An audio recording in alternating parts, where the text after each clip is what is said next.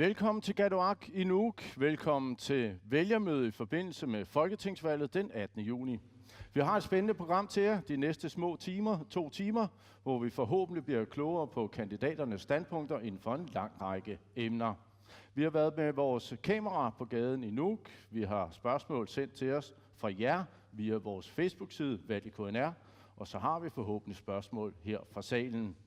Lad os komme i gang. Velkommen til jer derhjemme, og velkommen til jer i salen.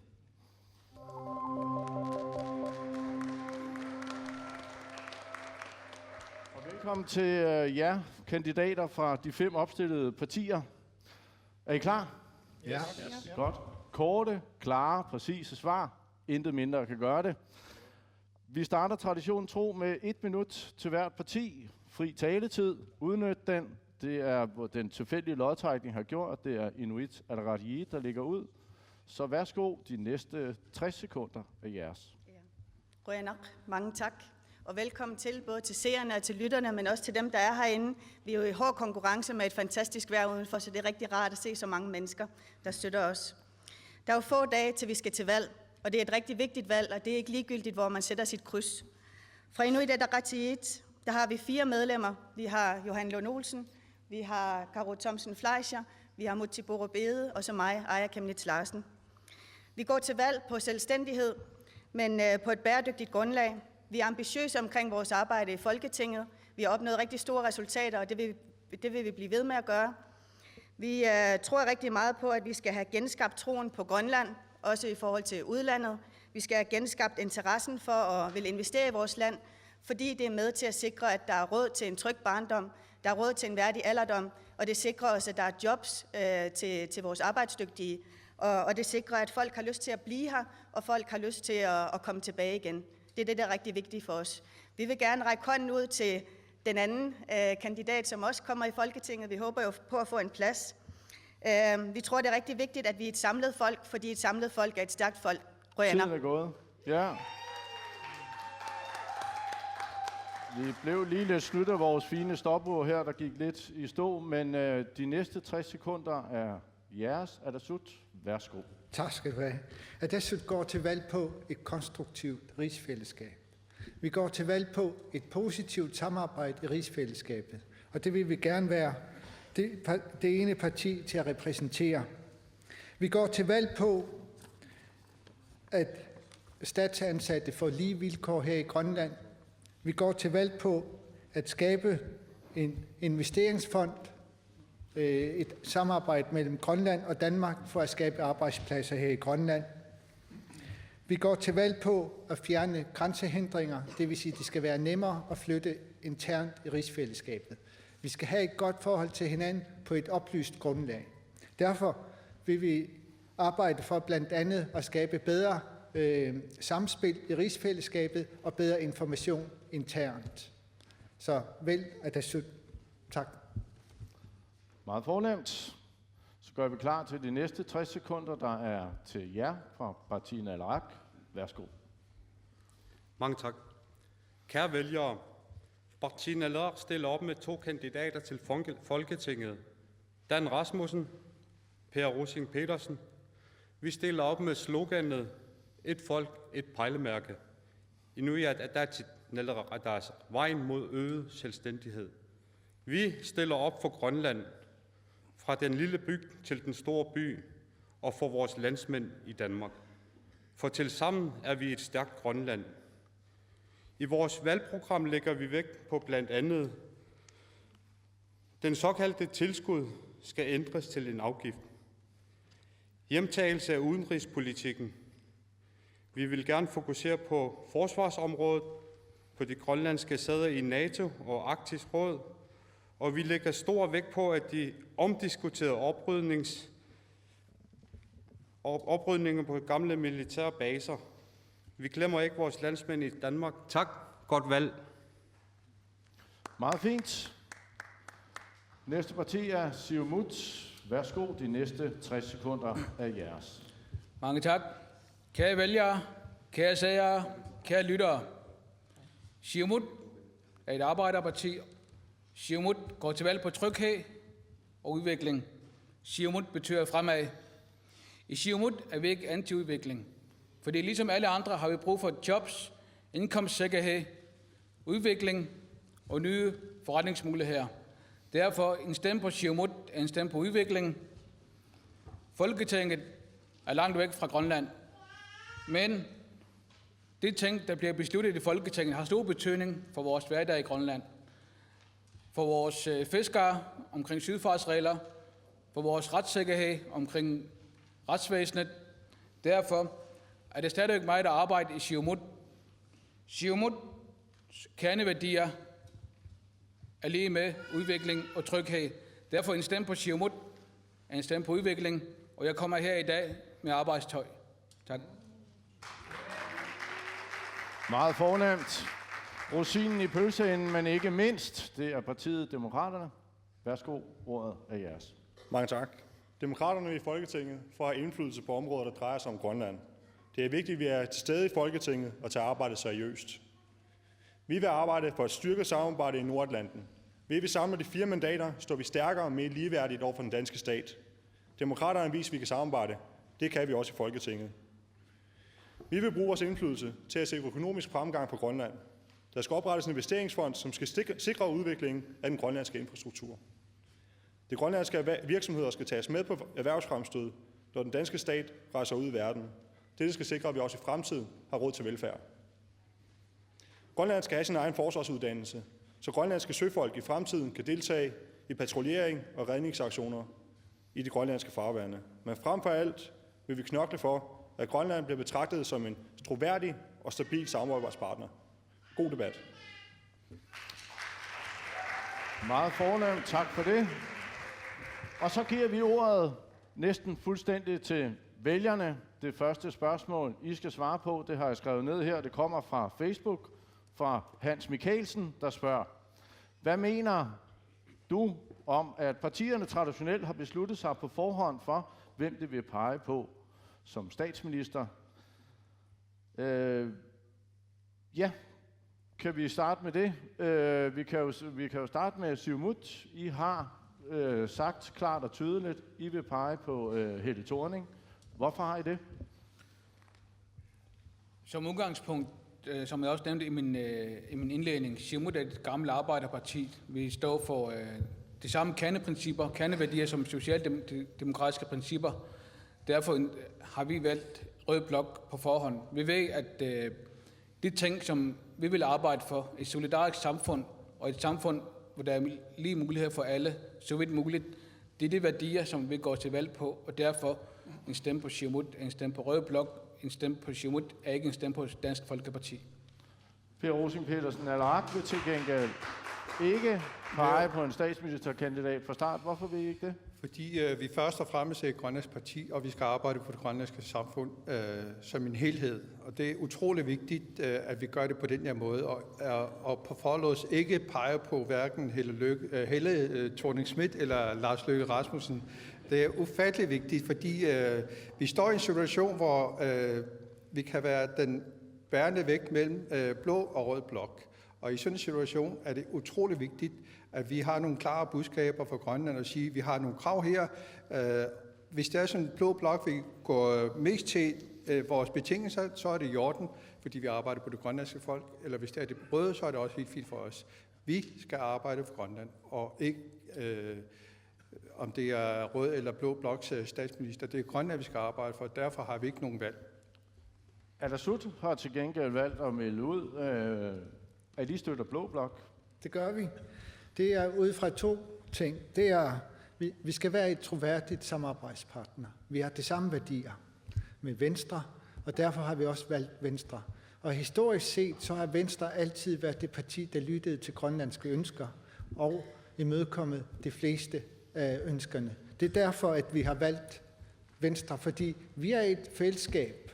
Og fordi at vi kommer fra hver sit område, betyder ikke, at vores værdier lige pludselig er forskellige. Nej, vi har de samme værdier som Venstre, derfor bliver en stemme til at det valg af blå blok. En troværdig samarbejdspartner. Tak. Johan Lund Olsen, IA ligger traditionelt et stykke ude på venstrefløjen, og har haft både et samarbejde med Enhedslisten og med SF. I år har I bebudet, at I ikke vil pege på en statsministerkandidat. Hvorfor vil I ikke det? Jamen, altså, det har været meget magtpåliggende for os at understrege, at vi er Grønlands frie stemme.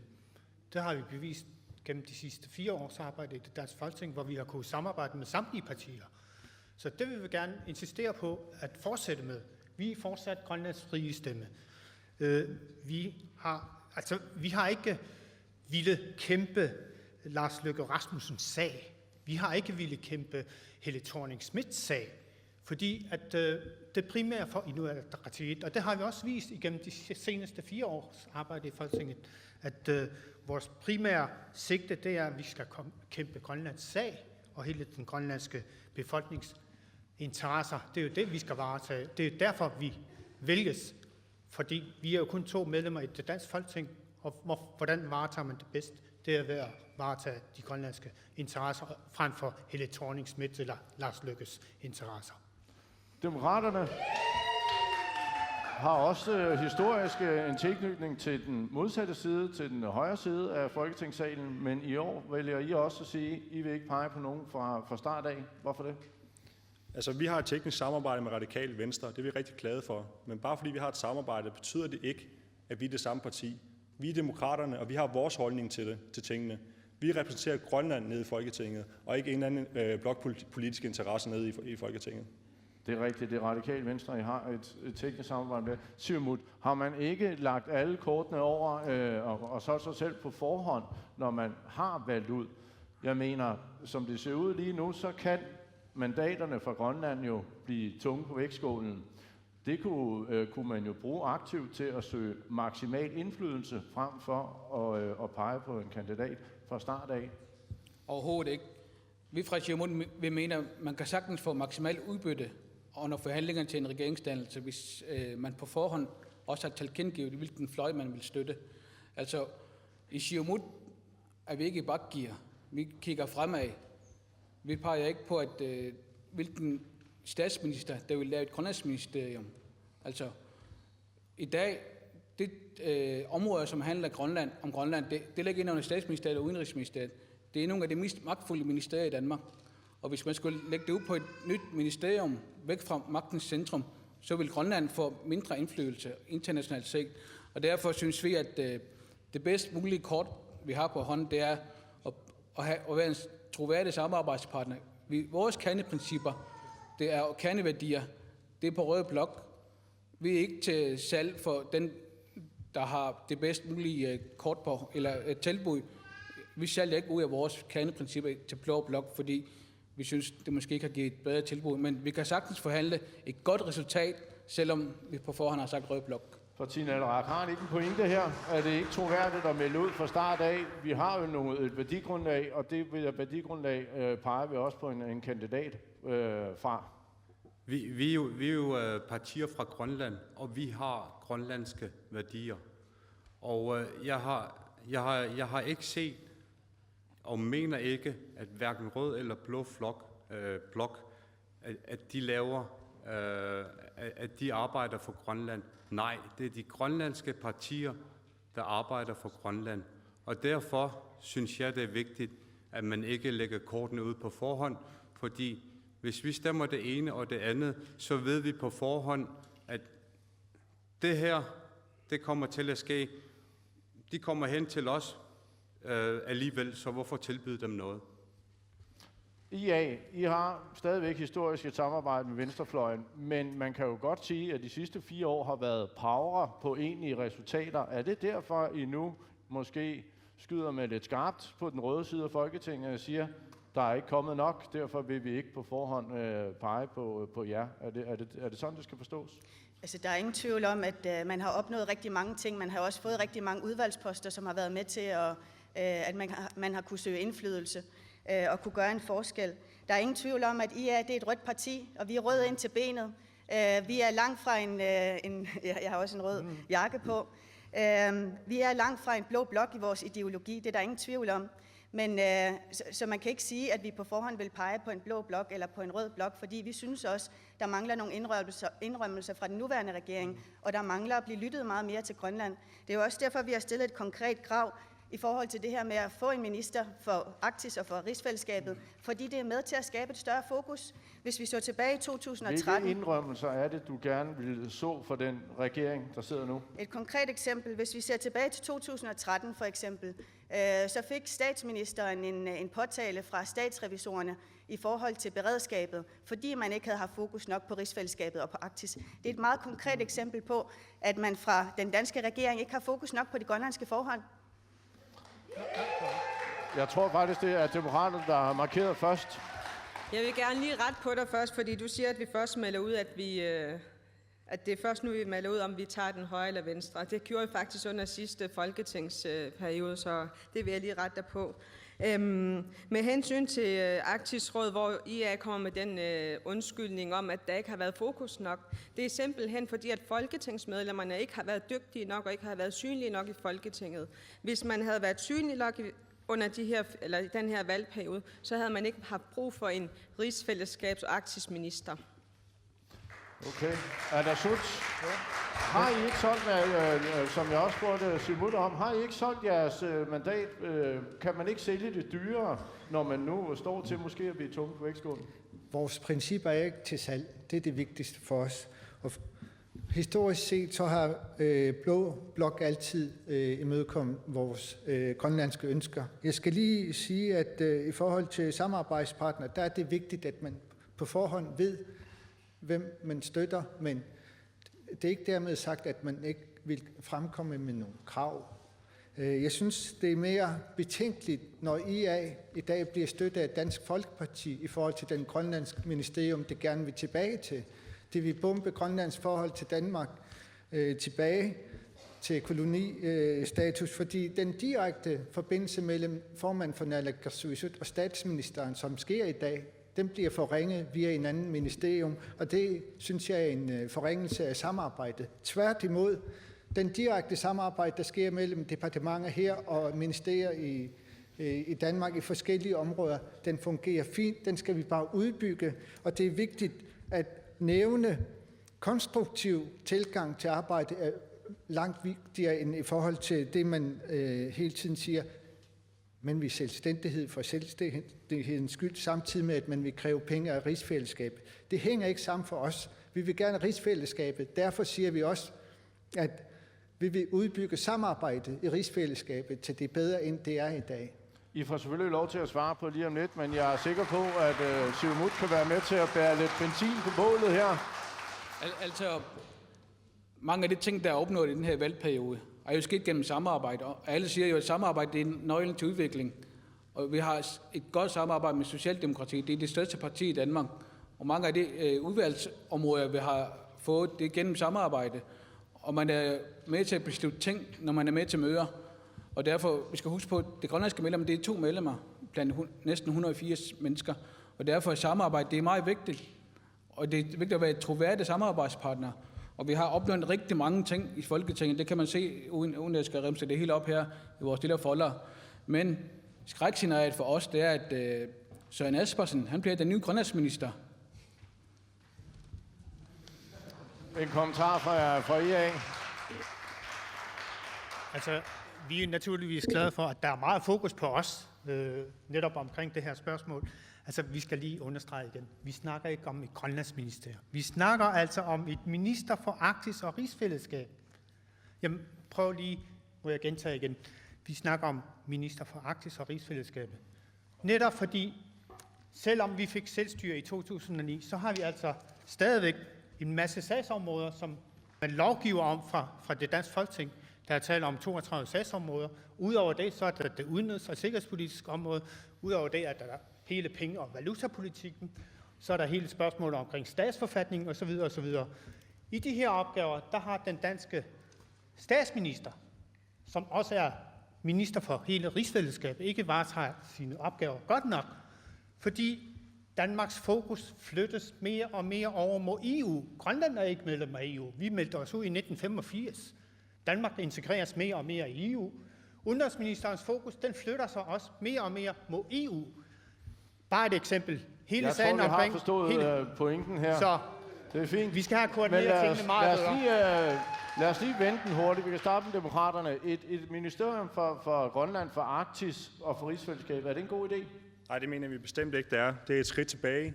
Vi skal kigge fremad i stedet for, og så søge samarbejde i Nordatlanten i stedet for. Der tror jeg på, at vi kan få meget mere indflydelse, end vi har set indtil videre. Jeg vil også gerne lige kommentere på, at man siger over fra Siumuts side, at man kan samarbejde med nogle partier, som man egentlig er enige med i. Altså, det kan vi jo alle sammen. Det, der er den svære opgave, det er at samarbejde med nogen, hvor vi ikke altid er enige med. Og det er det, demokraterne har vist, vi kan, og det skal man også stemme på til folketingsvalget. Siumuts, den kan jo tage med ind, men hvorfor er et Grønland-ministerium, et ministerium for Arktis, for rigsfællesskabet, ikke en god idé? Altså, vi skal huske på i dag, det mest magtfulde ministerium i Danmark, det er statsministeriet. Og i dag, der ligger Grønland inde under statsministeren. Når vi forhandler og taler med Danmark, så sker det direkte med statsministeren. Hvis der kommer et Grønlandsministerium, fordi hvilket land er det, der i arktisk rigsfællesskab? Det er Grønland. Det kan godt være, at I kalder det arktisk ministerium, men der er kun et land i rigsfællesskab, der i Arktis, det er Grønland. Hvorfor ikke bare kalde det Grønlandsministerium? Vi skal huske på, hvis vi opretter et Grønlandsministerium, så skal vi tale med Grønlandsministeren, og der er langt væk til statsministeren. I dag, der taler Kim Kielsen direkte med statsministeren, så det er et skridt tilbage. Vi skal ikke i bakke, vi skal fremad. Er I enige, partiet Naleraq? Er det et skridt tilbage at lave et ministerium for Arktis? For dem, der har fulgt med i debatten under forsamlingen, så ved vi, at Grundlovskommissionen har været oppe på taler flere gange, og det betyder, at det må, uanset hvordan hvorledes vi vender og drejer det, logikken er, så betyder det også afvikling af det der mandat, de 2 mandater vi her i Grønland. Så kan man ikke samtidig sige, at vi skal begynde at konsolidere rigsfællesskab på den her måde. Det klinger ikke rigtigt i partiet Naleraqs ører. Der vil jeg også sige, altså, jeg forstår ikke helt rigtigt Sten Lynges argumentation med, da de påpeger Inuit Ataqatigiit omkring Blå Blok og Dansk Folkeparti, fordi de har jo på forlods peget på Søren Espersen og Company. Det kan du så svare på med det samme, og så også svare på, er det her ministerium en god idé? Dejligt, fordi vores principper er ikke til salg. Det er princippet i sig selv.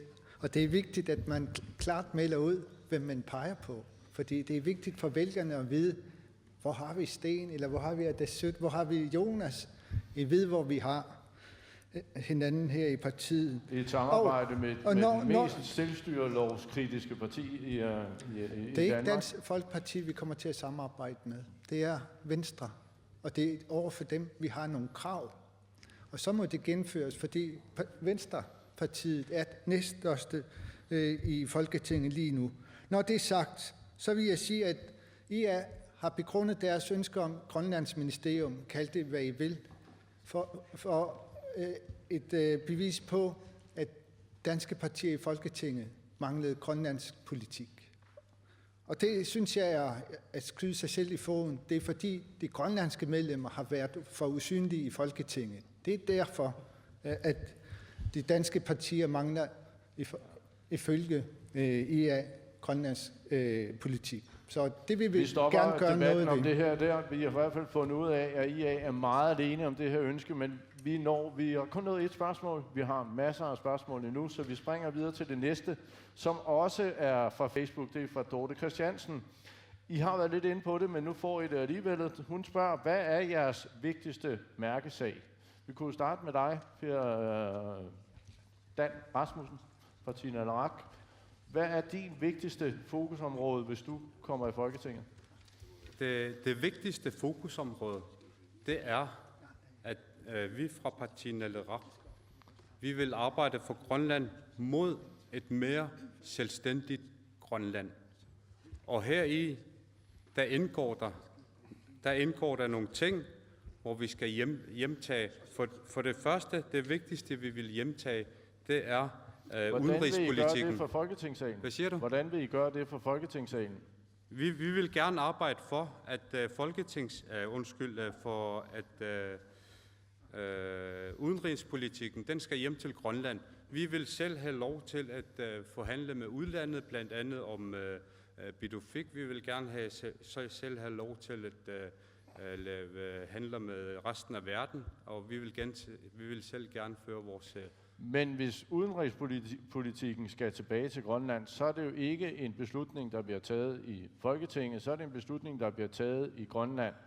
Den primære opgave er vel at varetage de områder, der stadigvæk bliver varetaget i Danmark, når man sidder i Folketinget. Jo, når det så er sagt, så har vi stadigvæk en plads i Folketinget, hvor vi kan sige vores mening, komme med Grønlands synspunkter på, hvorfor vi skal have det her ansvarsområde hjem. Demokraterne, hvad tænker du? Jeg tager den. Du tager den? Ja. Det vigtigste område, vi går til valg på, det er, at staten skal være sit ansvar bevidst. Som du også selv siger, så har vi jo 32 ansvarsområder, som vi stadigvæk ikke har hjemtaget. Tidligere så er det som om, at det har været meget vigtigt heroppe at så hjemtage områder, uden at undersøge, hvad konsekvenserne og hvad for nogle ansvarsområder det egentlig er, og hvad det er, det indebærer. På den måde så har vi fået rigtig mange forringelser heroppe, for eksempel på sundhedsområdet. Så det vigtigste arbejde i Folketinget fra vores side af, det er, at vi hele tiden holder dem op på at investere i de forskellige ting, der er heroppe. For eksempel inden for politiet, der skal politistationer og sådan noget, de skal jo hele tiden være opkvalificeret, sådan, så vi er klar til at hjemtage dem, når vi mener, vi er klar til det. Simut, det er til Hø. Ja, altså, jeg går til valg på specielt, fordi at jeg interesserer mig for, at der skabes vækst her i Grønland også. Fordi Danmark kalder sig for en af verdens rigeste lande. Og hvorfor skal vi ikke have del i det? Når vores land er til rådighed for et land, som er meget, meget rigt, vil vi ikke snydes. Og igennem en vækstfond, der kan vi skabe arbejdspladser, hvis for eksempel der skal laves en lufthavn i Nuuk, Atlant Lufthavn i Nuuk, lufthavnen længere i Ilulissat, og en ny lufthavn i Qaqortoq for eksempel. Der har vi det her erhvervsudviklingsmuligheder, også inden for turismen, som jeg selv er med i. Så du vil gerne få Danmark til at investere mere i Grønland? Selvfølgelig. Jens Erik, er det samme for dig? Jeg skal lige først sige, at jeg kommer fra en arbejderfamilie, og mine kerneværdier, det er arbejdernes værdier. Så derfor, min hovedinteresse er at skabe økonomisk vækst i Grønland. For udover det almindelige folketingsarbejde, som er det lovgivende arbejde, man har, så har folketingsmedlemmer også store interessesfærer i den internationale politiske scene, hvor man mødes med blandt andet ambassadører, andre politikere fra Danmark, andre politikere fra udlandet og mulige investorer, men også andre interesseorganisationer.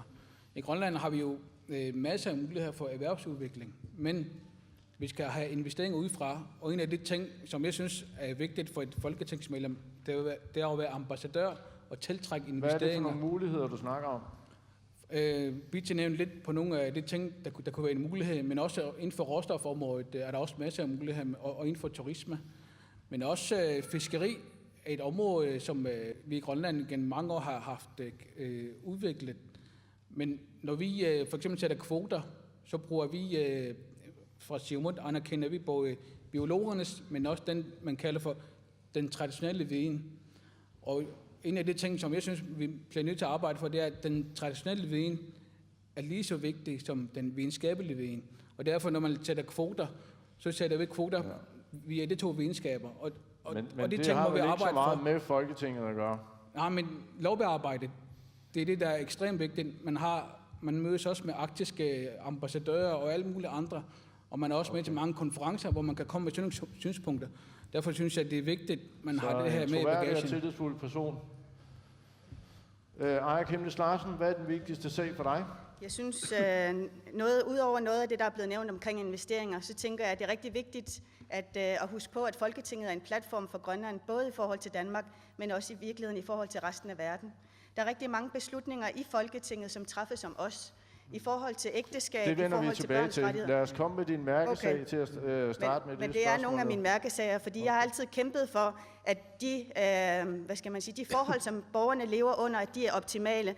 Der er rigtig mange love, som handler om os, som er dybt forældet fra 50'erne og fra 60'erne. Dem skal vi have opdateret. Det er rigtig vigtigt, at vi også får fokus på Grønland igen. Der er rigtig mange fonde, der tidligere har givet til sociale projekter for eksempel, som ikke viser interesse for Grønland. Vi er på helt forkert spor. Vi bliver nødt til at få fokus på Grønland igen, og det er rigtig vigtigt i de forhold, hvor Grønland er med, at vi bliver hørt omkring det, der vedrører os. Vi når hurtigt rundt til jer alle sammen. Den næste, det kunne være dig, Sten Lynge. Hvad er din mærkesag? Tak skal du have. Jeg vil gerne arbejde for, at vi får et ligeværdigt forhold i rigsfællesskabet. Jeg vil gerne fremme et konstruktivt samarbejde. Og det vil indebære blandt andet, at vi alle får pladser, i hvert fald minimum tilforordnede pladser i forhold til nogle udvalg, der er grønlandsrelateret. Fordi det er vigtigt, at vi hele tiden kan følge med i de forskellige områder løbende og få de samme informationer, sådan så at vi kan agere. Og ikke som det, der er sket i den her valgperiode, hvor Grønland har manglet nogle informationer i forbindelse med Thule-sagen, men også i forhold til... Jonas, er du enig med Sten? Er det også dine mærkesager? Ja, stort set. Jonas Nielsen, kan jeg huske at sige. Lige præcis. En af mine mærkesager blandt andet, det er, at folk de skal lønnes ens, uanset om de er ansat fra Grønland af eller fra Danmark af, inden for rigsfællesskabet eller eksempelvis politiet, kriminalforsorgen, retsvæsen osv. Der er forskel i dag, og de forskelle de skal udlignes. Rasmus Dalgaard Andersen, hvad er din mærkesag? Jamen altså især investeringer. Vi skal have skabt vækst her i Grønland. Og der er jeg ret uenig med, hvordan man gør det i forhold til Siumut. De stiller en eller anden offerrolle op og siger, at man skylder Grønland nogle investeringer. Prøv at høre her. På den måde der får vi ikke en eneste investering til Grønland. Vi skal ud og vise de muligheder, der er i Grønland. Vi skal ud og vise, at der kan være nogle forretninger, der kan være rentable også. For hvis man investerer et stort beløb i Grønland, så skal man også vide, at det også kan være en god forretning. Hvis man stiller sig på den måde der, så tror jeg ikke på, at vi tiltrækker en eneste investering til Grønland. En hurtig kommentar fra Siumut til det. Jeg vil gerne have lov til at pointere, at det der med investeringsfonden, statens investeringsfond, der er allerede banet vej for den. Og det er så op til os at kræve, at der skal mere investering til Grønland også. Men tror du, som Rasmus er inde på, at det hjælper meget at kræve? Hvad siger du? Tror du, det hjælper meget at kræve, som er det, Rasmus Dalgaard nævner? Selvfølgelig, at vi skal kræve vores, når vi er i rigsfællesskabet. Det skal vi. Per, vi mangler dig, dine, og så mangler vi Johan, dine mærkesager. Altså det er, hvis det er sådan, vi lige tænker os sammen og siger, hvad vi plejer at gøre har ført os til, det er, over 60% af det grønlandske samfund er under fattigdomsgrænsen. Så det er utrolig vigtigt, at vi stopper med at tænke, som vi plejer at gøre. Vi må tænke nyt. Det er ufattelig vigtigt. Den 4. januar, Søndagsavisen, der indrømmede Martin Lidegaard den første gang i historien, at hvor vigtig Grønland er for det danske befolkning. Og det skal vi da udnytte selvfølgelig. Bloktilskud er noget, som man giver til noget, der er underskudsgivende. Hvis det er, som det er så gavnligt for Danmark, at Grønland er så gavnligt for Grønland, så skal det være en afgift. Vi kræver, at der bliver indført en afgift mellem Grønland og Danmark, og den skal være på eksempelvis 15 milliarder kroner, og det skal foregå i løbet af 10 år, uanset om vi bliver selvstændige eller ej. Hvem skal betale hvem? Det skal Danmark betale til Grønland. 15 milliarder? Ja. Okay, det var meget konkret. Johan Lund Olsen, dine mærkesager? Jamen, vi har rigtig mange, og jeg har rigtig mange mærkesager. Tag den vigtigste. Ja, eksempelvis, at vi skal have genforhandlet hele forsvarsaftalerne fra 1951. Hele sagen omkring servicekontrakten på Thulebasen understreger netop det her behov. Men vi skal også have sikret ens standarder på de sagsområder, som fortsat er under dansk ansvar. Og der vil jeg lige fortælle en historie. Den 5. maj, her for ikke så lang tid siden, der havde vi en forespørgselsdebat omkring situationen for rigsfællesskabet. Det var statsministerens rigsfællesskabsdebat. Og der fremsatte jeg, blandt andet sammen med Annette Wilhelmsen fra SF, Finn Sørensen fra Enhedslisten og det færøske medlem Sjúrður Skaale, et forslag til vedtagelse, hvor vi skrev blandt andet: Folketinget ønsker, at Grønlands og Færøernes reelle medbestemmelse og medindflydelse på rigsfællesskabets fælles udenrigs- og sikkerhedspolitik fremmes, samt at ens standarder på sagsområder varetaget af staten i henholdsvis Færøerne og Grønland søges opnået. Det ville Siumut ikke være med til. De stemte sammen med nogle andre, uden de her ting. Det er fint. Vi springer til det næste spørgsmål, og det kommer fra Facebook, eller det kommer faktisk fra, vi var ude med vores kameraer på gaden her i Nuuk i går, og her mødte vi Vicky Jebsen. Her kommer hendes spørgsmål. Jeg vil gerne påpege, at det er meget svært at få en bolig i København, når man studerer. Hvis man ikke er heldig at få en bolig i København. De fleste mine børn min datter har boet i Albertslund, og min søn han bor i Birkerød nu. De skal stå tidligt op for at gå på skole. Derfor vil jeg gerne spørge, om der er nogen, der vil arbejde for, at man kan få en bedre boligsituation for eksempel i København. Det, hun spørger om her, er jo selvfølgelig ikke, at vi skal rejse til Danmark og bygge boliger, men at vi vil jo gerne have, at vores unge mennesker tager en uddannelse, og vi vil også gerne have, at de for eksempel tager til Danmark for at få den. Men som vi så hører her, så kan der være store problemer med at finde et sted at bo, og der kan være mange problemer. Udover dem, der er ved at rejse til et nyt land, en ny kultur med et helt andet sprog, så skal man også kæmpe med at finde et sted at bo. Kan vi hjælpe dem på en anderledes måde, end vi gør i dag? Jonas Nielsen. Ja, altså nu er der jo ingen, der siger, at det absolut skal være København. Der er også masser af andre steder, hvor man kan tage en uddannelse i Danmark. Det er rigtig nok København, der er et stort problem. Der er et stort problem i alle studiebyer, kan jeg godt afsløre. Om det er Odense, Aalborg, København. Det er korrekt, men der er også uddannelser andre steder. Det samme problem har de jo i Danmark. Så hvis uddannelsen ligger i København, det er bare ærgerligt? Nej, man skal selvfølgelig søge, men man skal også være åben for andre muligheder. Og ellers så er det jo et kommunalt anliggende. Det er jo ikke noget, at man skal tilbage og bygge et grønlandsk kollegie eller noget. Der kan både være fordele og ulemper mod det. Ja. Hvorfor kunne man ikke forestille sig det? Altså, nu er det folketingsvalget, vi er. Hvis man skal bygge et grønlandsk kollegie, så er det jo en sag for Landstinget. Men man kunne godt tage til Danmark og kæmpe kampen for at få reserveret nogle flere kollegiepladser til grønlandske studerende, for eksempel. Ja, og så gøre forskelsbehandling fra grønlandske studerende til danske studerende. Ja. Det vil du ikke? Nej, det synes jeg ikke. Martin Alarak? Ja, nu skal det siges, at det er jo et område, der er hjemtaget. Så den ligger internt i Grønland. Når det så er sagt, så kan vi være med til at få klarlagt nogle ting. Ikke alene boligområdet, men også andre årsager til, hvilke problemer de har, hvad for nogle punkter de møder, at de her i samarbejde med de grønlandske huse, og nu kan jeg ikke huske, hvad de studerendes forening hedder, Avalek, ja, i samarbejde med dem, får meldt tilbage til Naalakkersuisut for uddannelse i Grønland. Hvad er det, de kommer ud for, de her?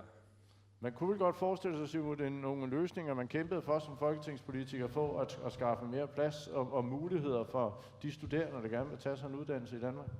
Jeg ved, at der er nogle unge mennesker, der lige nu venter på at få svar fra uddannelser. Og nogle af dem får sen juli måned for eksempel. Og de skal bruge en tid på at finde deres lejlighed eller kollegier, eller hvad det nu er. Det vi foreslår fra Siumut, det er, at vi skal have i samarbejde med Naalakkersuisut og Folketinget, der skal vi have oprettet kollegiahjem for de unge mennesker, der kommer til Danmark, så det ikke bruger det første år med at søge lejligheder, når de kommer til Danmark. Og det gør det meget langt nemmere for dem at starte uddannelsen med det samme. Og vi kan så også nævne, at det samme model, eller færingerne og islændingerne, de har fået lavet kollegier til deres, i samarbejde med Folketinget, til deres studenter i Danmark. Hvad tænker demokraterne?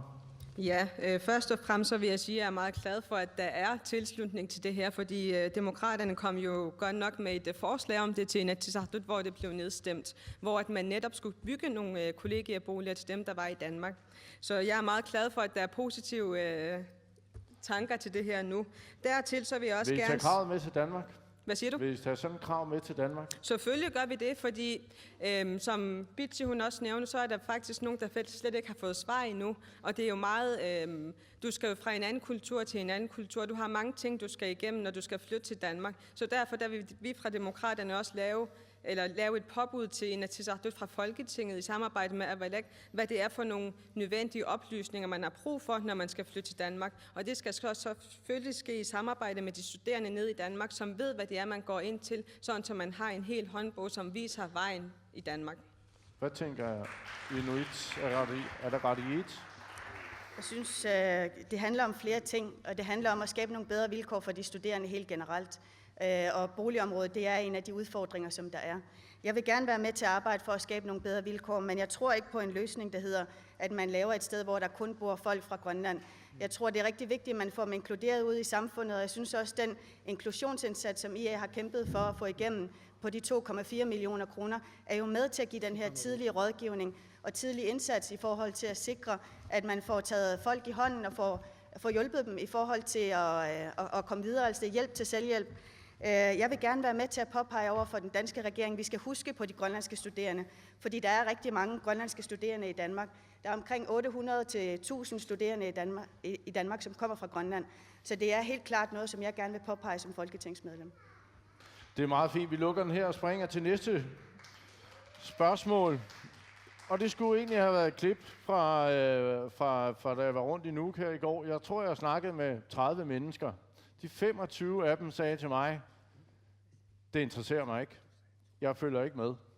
Og det tænkte jeg så, det er da et spørgsmål værdigt. Der går rigtig mange mennesker rundt i det her land og har svært ved at finde ud af, hvorfor er det her overhovedet et vigtigt valg. Vi ved også historisk, at stemmeprocenten lav. Men det er vel et problem. Hvorfor, Sten Lynge, er det vigtigt for befolkningen at gå ned og stemme til valget her den 18. juni? Jeg tror desværre, at en stor del af befolkningen har den opfattelse af, at rigsfællesskabet det er under afvikling, mere eller mindre. Og derfor er interessen også derefter. Men jeg synes, det er vigtigt at understrege, at rigsfællesskabet er meget vigtigt for Atassut. Og dermed er det også vigtigt, at man er med i Folketinget for at arbejde for grønlandske interesser i rigsfællesskabet. Det er ikke Folketinget selvstændigt, de andre partier, der skal fremkomme med nogle løsninger, der er brugbare for vores forhold. Det er os som grønlandske repræsentanter, der skal være mere synlige. Derfor kan du også det konkret? Hvorfor er det konkret et vigtigt valg for befolkningen i Grønland? Jamen, det er til enhver tid. Det er vigtigt hver gang. Den valgperiode her viser, at vores folketingsmedlemmer har været for usynlige i forhold til Thulesagen, i forhold til børnetilskuddet for tilflyttere til Danmark fra Grønland. Det blev ramt netop fordi man sov i tiden. Det viser, at vi skal have nogle engagerede repræsentanter fra Grønland. Kan du forklare Zacchaeus og Benjamin, Per Rosing Petersen, hvorfor burde de gå ned? Hvorfor er det her valg vigtigt for dem? Jeg synes, jeg vil for det første sige, at jeg er noget uenig med Sten Lynges udtale, fordi det har altid været historisk, at folketingsvalget har haft meget, meget lidt tilslutning. Og man må sige sådan generelt, altså demokrati er ufattelig vigtigt i et samfund. Det er uanset om det er en kommunalvalg, om det er en Atassut-valg eller en folketingsvalg. Det er nogle lovgivningssamlinger, vi taler om. Altså, vi har 32 sager, som ikke er hjemtaget endnu for Danmark. Der er nogle meget, meget væsentlige sager eller områder, som eksempelvis udenrigspolitik og forsvarspolitik og en masse andet, som Erhvervsselskabsstyrelsen, som er ufattelig vigtige inden for erhvervsudvikling også, som er ufattelig vigtige, som man skal tage vare om, som man skal gøre for at hjemtage. Så det er utrolig vigtigt, at Men I vil jo gerne have afviklet de her 2 folketingspladser. Hvorfor er det så vigtigt? Det er vigtigt, fordi det stadig er et dansk anliggende. Når det er folketingsanliggende, så skal man også gøre noget for, at man arbejder på, indtil det er hjemtaget. Så længe det er i Folketinget, så er det utrolig vigtigt, at vi har noget medindflydelse i Folketinget. Simut, kan I være med til at hjælpe her og forklare her, hvorfor er det vigtigt for den enkelte grønlænder at gå ned og sætte sit kryds på torsdag?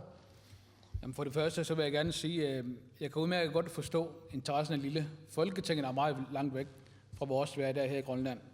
Men Folketingets beslutninger, det handler meget om vores hverdag heroppe. Så det handler også om, at hvilket samfund vi gerne vil have i fremtiden. Det handler om at være med til at vælge sin repræsentant. Hvilken hjertesager skal din repræsentant i Folketinget have? Skal det være socialområdet, eller skal det være erhvervsområdet, eller hvad skal det være? Så den person, man sender fra Grønland til Danmark, hvilken person er det? Det handler også meget omkring vores hverdag, og vores, for eksempel, det kan også være omkring sydregning. Mange af de ting, der sker heroppe i Grønland, bliver besluttet i Danmark i forhold til for eksempel søfarten. Så vi er jo mange, der elsker at sejle i Grønland. Så det er også sådan nogle ting, man kan have indflydelse på via sin stemme til Folketinget. Så det handler om at finde ud af, hvilket samfund man gerne vil have, og så tage ind og sætte kryds ved den person, som man synes kan repræsentere en bedst. Kan du være med, Rasmus Dalsgaard Andersen, være med til at forklare, hvorfor skal den enkelte grønlænder, hvilken indflydelse har det på den enkelte grønlænders liv, at vi har repræsentanter i Folketinget, og burde gå til det her valg? Jamen, det vil jeg helt sikkert arbejde for. Jeg tror, der ligger et meget, meget vigtigt arbejde i det, at få folk til at forstå, hvor meget der egentlig stadig bliver besluttet nede i Danmark. Og det er selvfølgelig rigtig vigtigt som folketingskandidat, og som medlem dernede, hvis man bliver det, at man er meget synlig og sørger for at få meldt tilbage til folket. Men pressen har altså også lidt en sag her. Jeg synes godt, at pressen kunne være lidt dygtigere til os at prøve at omtale nogle af de her ting, der foregår nede i Danmark og bliver vedtaget nede i Danmark. Det synes jeg godt, at samarbejdet kunne være lidt bedre. Men for at understrege, hvor vigtigt det egentlig er også, at folk forstår, hvad der egentlig er, der bliver besluttet dernede, så vil jeg gerne prøve at snakke lidt omkring det med hjemmestyreaftalen og selvstyreaftalen. Vi havde en folkeafstemning omkring selvstyreaftalen, hvor jeg egentlig tror, at mange ikke helt forstod, hvad det var, de gik ind til. Manglende information, det gør, at folk ikke tager del i det her, så vi skal være rigtig gode til at få fortalt de her ting. Men hvilken indflydelse har det på din og min hverdag, hvad bliver besluttet for Danmark? Hvorfor er det vigtigt? Vi kan tage sådan noget som retsvæsenet for eksempel, ikke? Hvis vi havde været dygtigere nede i Folketinget til at sørge for, at de danske politikere havde brugt nok ressourcer på vores retsvæsen, så havde vi ikke haft en situation som i dag. Der tror jeg, at der ligger et stort ansvar heroppe, og det er noget, vi især skal arbejde på fremadrettet. IA, hvorfor er det vigtigt, at folk prøver at sætte sig lidt ind i det her og er med til at stemme på torsdag? Det er fordi, det handler om Zacchaeus og Benines hverdag. Det handler om ægteskab, det handler om skilsmisse, det handler om de rettigheder, som børn har, det handler om de rettigheder, som forældre har. Det handler også om vores økonomi, det handler om vores økonomiske interesser. Sagen omkring Thule viste jo, at hvis vi havde mistet den kontrakt, så havde det kostet vores samfund mellem 50 og 100 millioner kroner. Det var nogle penge, som vi skulle finde i samfundet. Det handler også om arbejdspladser, det handler om praktikpladser. Anstalten for eksempel, eller det nye fængsel, der skal bygges, er noget af den største investering, der er blevet lavet i længere tid. Hvordan kan vi være med til at sikre det grønlandske selskaber, det grønlandske medarbejdere, det grønlandske praktikanter og lærlinge, som er med i forhold til det her? Det har en kæmpe stor betydning i forhold til vores hverdag. Sten Lynge har markeret. Ja, jeg vil gerne tilføje, at det er godt, at vi er så engageret alle sammen her. Men det er også vigtigt, at vi i hverdagen, hvordan vi melder ud vores forhold til rigsfællesskabet. Fordi til hverdag, der er der en masse partier her, der vi skal have selvstændighed her og nu og ved første givende lejlighed. Det gør, at folk fjerner sig mere og mere fra tanken om at være del af rigsfællesskabet, fordi mere eller mindre, så er det jo politisk besluttet. Nej, det er vigtigt, at vi beholder samarbejdet, uanset hvilken form den kommer til at se ud. Derfor er det også vigtigt, at vi hele tiden er fremme og synlige og fortæller om, hvor vigtigt rigsfællesskabet er, også i fremtiden. Hvis der er så mange ting, som stadigvæk bliver besluttet, som har indflydelse på vores hverdag, som bliver besluttet i Danmark, så er det så ikke et demokratisk problem, hvis folk ikke tager det alvorligt eller går op i det og bruger deres demokratiske ret og stemmer? Det kan man godt sige, men det er også en svær opgave at få folk til at interessere sig mere for nogle ting, der foregår så langt væk, og de ting, der bliver besluttet, kan have nogle betydning, som er langtstrækkende, der kan gå langt til fra en beslutning til at blive realiseret herop. Så derfor kan man sagtens godt forstå ens travle hverdag, at man måske ikke lige har interesse for folketingsarbejdet.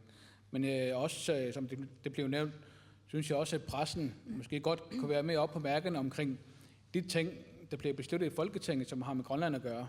Så jeg tror, at der er mange vinkler på det. Det er ikke bare en enkelt ting, man kan skrue på, og så er den ordnet. Er demokraterne, er vi for bryske i forhold til at snakke for meget selvstændighed, i stedet for at fokusere folks opmærksomhed på, at der er stadigvæk nogle ting, der bliver besluttet i Danmark. Det er dem, vi skal ned og tage os af. Ja, selvfølgelig. Altså, de udmeldinger, der har været de sidste års tid, de er jo meget uheldige, mener vi. Rigsfællesskabet er enormt vigtigt.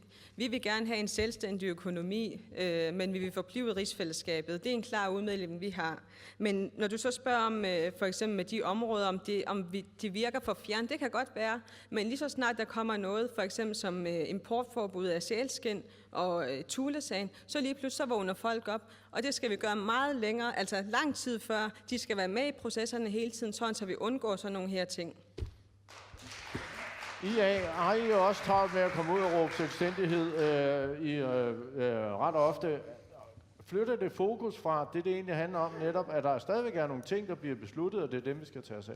Jamen, altså der er som nævnt rigtig mange ting, der bliver besluttet i det danske Folketing, som har direkte indflydelse på den menige grønlænders hverdag. Det har min gode ven her jo forklaret. Men jeg vil også gerne sige, vi kan som folketingspolitikere fra Grønland bidrage til en større og større deltagelse. Fordi det er jo et demokratisk problem, at valgdeltagelsen er så længe historisk har været så lavt. Vi kan bidrage mere, vi kan oprette hjemmesider om vores arbejde i det danske Folketing. Det har vi gjort i IA. Vi har lagt mærke til, at Siumut har ikke engang en hjemmeside. Så ingen borger kan jo ikke følge med i, hvad der sker, hvad man arbejder med i Siumut. Vi arbejder med.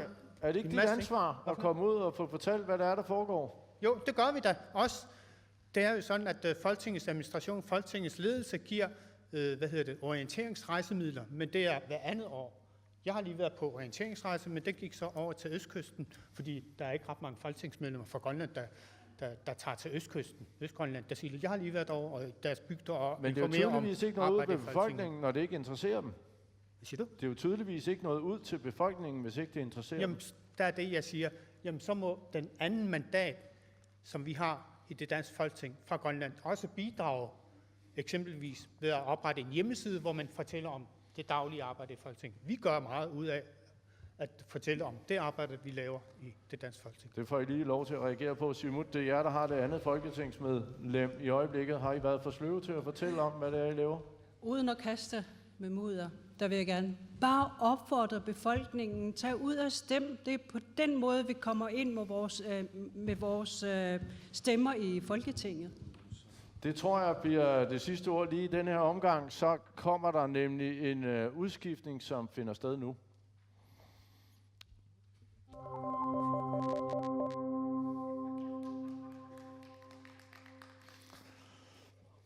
Nej, vi fortsætter med det samme, så dem, der skal ud, de går ud, og dem, der skal ind, kommer ind. Ja. Yes. Jeg vil gerne.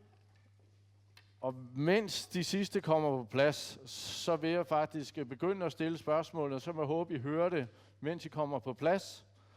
Og det er, Hans Heilmann har på Facebook spurgt om, hvor stor er den økonomiske fordel for Danmark af Pituffik-basen? Får Danmark reduktion i sit NATO-bidrag på grund af den? Hvem vil undersøge det? Jeg synes, vi kan sprede det lidt ud. Der er flere af jer i jeres partiprogrammer, der kredser om, at vi bør kræve husleje for Pituffik-basen, at vi burde få en større betaling. Hvad siger Rasmus til det? Er der sut? Du er markeret? Jeg hedder Jonas Nielsen. Sådan er det. Ja. Rasmus står herovre. I er nye, men jeg skal nok få det lært. Ja, nu er jeg da helt forvirret over det der. Det var angående Pituffik, om Danmark får noget ekstra indkomst på det. Ja, skal det undersøges? Er det noget, skal vi til at opkræve en form for husleje for Pituffik-basen, som flere af jer i jeres valgprogram kredser om? Nej, det skal vi ikke. Grønland har masser af fordele ud af Pituffik, uden at man kræver noget, eller hvad man skal sige. Du får heller ikke, amerikanerne betaler ikke leje af baser nogen som helst steder i verden. Skulle det være første gang, de kommer til det, og det er utopi at tro, at man får dem overbevist om det. Så det er vores bidrag til verdensorden, verdensfreden, kan man sige? Det er det, der Grønland har stor fordel af Thule Air Base. Amerikanerne er i landet. Hvilke fordele ser du? Det er eksempelvis Granak, de nyder der godt af Thule Air Base. Jeg tror ikke, Granak er i stedet i dag, hvis ikke Thule Air Base har ligget der. Man kan se her et godt eksempel, det er Rusland, der går ind i Ukraine og tager egentlig, hvad de vil. Det er ikke noget, der kommer til at ske, så længe Thule er eller så længe amerikanerne er i Grønland. Siumut er lidt mere hårde i filten i jeres partiprogram. I vil meget gerne have en betaling fra Pituffik. Er det ikke rigtigt? Jo, selvfølgelig skal det undersøges, om der er mulighed for at få, om der er nogle indtægter eller udgifter. Det hele det skal selvfølgelig kulegraves. Det er det, vi går til valg på. Og jeg tror ikke, vi skal føre valgkamp på nogle påstande, fordi jeg ved ikke, hvor meget opkrævning der skal opkræves, eller hvor meget der er i dag. Og samtidig med kan vi heller ikke gætte, om NATO får noget, eller Danmarks medlemskab i NATO får nogle rabatter. Så jeg synes ikke, det vil være på det rette, hvis man skulle prøve at føre en valgkamp på nogle påstande. Men vi vil gerne selvfølgelig undersøge alle muligheder til bunds, hvad angår hele sagen om forsvars- og udenrigspolitikken. Det er ikke Jensen, der snakker lige, så vi får dit navn med. Men i jeres valgprogram er I jo meget inde på, at der skal falde en form for, at Grønland skal have lidt mere ud af, at basen ligger i Grønland, og at vi bidrager med noget. Ja, selvfølgelig. Det er også derfor, at vi faktisk har påkrævet, at vi gerne vil i Siumut ind på det arktiske råd, således at vi får mere indflydelse på alt det, der vedrører Arktis. Fordi der er ingen tvivl om, alt hvad der vedrører rigsfællesskabet, det hører under statsministeren og naalakkersuisuts formand. Men det, der hører under det grønlandske forhold omkring Arktis, det hører jo under udenrigsministeren. Så sådan nogle ting vil vi selvfølgelig være at kræve i den kommende forhandling, at få mere indflydelse på, så vi sikres, at alt det her det bliver kulegravet. Hvad siger demokraterne? Jamen, hvis man kigger på den danske finanslov, så kan man jo se, at der ikke er nogen indtægter og udgifter med hensyn til Thule. Men vi vil selvfølgelig gerne ind og kigge på, hvad det er, aftalen indebærer, hvis vi kommer dertil. Men det er tydeligt, at vi skal ind og udnytte de forskellige tiltag, der er med hensyn til Thule. Vi har jo en god sikkerhed med hensyn til Thule. De beskytter jo os på en måde, ligesom Danmark også gør, så vi står jo faktisk meget godt. Så I er tilfredse med det, eller kunne I godt forestille jer en ordning, hvor Grønland ligesom fik mere for det? Jeg kan jo ikke sige, hvor meget vi får for det, som jeg siger. Vi kan ikke se et beløb på det. Det står ikke i den danske finanslov. Og hvis der var et beløb for det, så vil den stå der i. Så dertil så kan jeg ikke sige, om vi får nytte for det eller ej, men vi er jo på en måde sikret her i Grønland, når vi har basen deroppe, og vi har Danmark. Så vi er jo sikret forsvarsmæssigt. Tina Lark, er I enige? Altså, de andre partier vil gerne undersøge, hvordan om påstanden er rigtigt. Vi har gjort det. Den aller nyeste rapport, der er blevet lavet omkring NATO-landet, og det bidrag, der bliver lavet, er lige blevet lavet af den norske regering omkring NATO og medlemskabernes omkostninger på medlemskab af NATO. Og der kan man også se, hvad Danmark giver i bidrag. Det er ene i midten af de bidragsyder, der er i NATO. Den højeste, det er USA, så kommer Frankrig, England og så videre. Men uanset hvordan og hvorledes, hvis det er, at man ikke har noget, som du drager nytte af, så koster det selvfølgelig noget. Så selvfølgelig skal man, hvis det er, som Danmark drager nytte af, eller udnytter Grønland på den ene eller anden, så skal det selvfølgelig betale for noget. Og det er den måde, vi anskuer bloktilskudsændringen til at være et afgift, fordi det i Danmark drager ufattelig stor nytte af Grønland. Og, men er det Danmark, eller er det for eksempel USA, der skulle betale? Altså om det kommer fra kasse 1 eller kasse 2, er sådan lidt ligegyldigt for os, men altså, der skal være nogle afgifter, som Grønland har fordel af. Om man gør det igennem Danmark, eller om du tager direkte til Washington og gør det er underordnet for os, men der skal gøres et eller andet. Og den her nye situation, vi har med, at Exilis har fået cancelleret, aftalen, skal vi drage nytte af. Det er ufattelig vigtigt. Men den rapport, du også lige omtaler, den konkluderer jo ikke noget om Danmark rent faktisk får en rabat. Nej, det gør det nemlig ikke. Nej. Sten Lynge, hvad synes du? Jeg synes bare, at det her beskyldninger, det er baseret på gætterier. Vi skal også se det positive i, at den danske stat sørger for vores søsikkerhed, vores forsvar heroppe, grænse,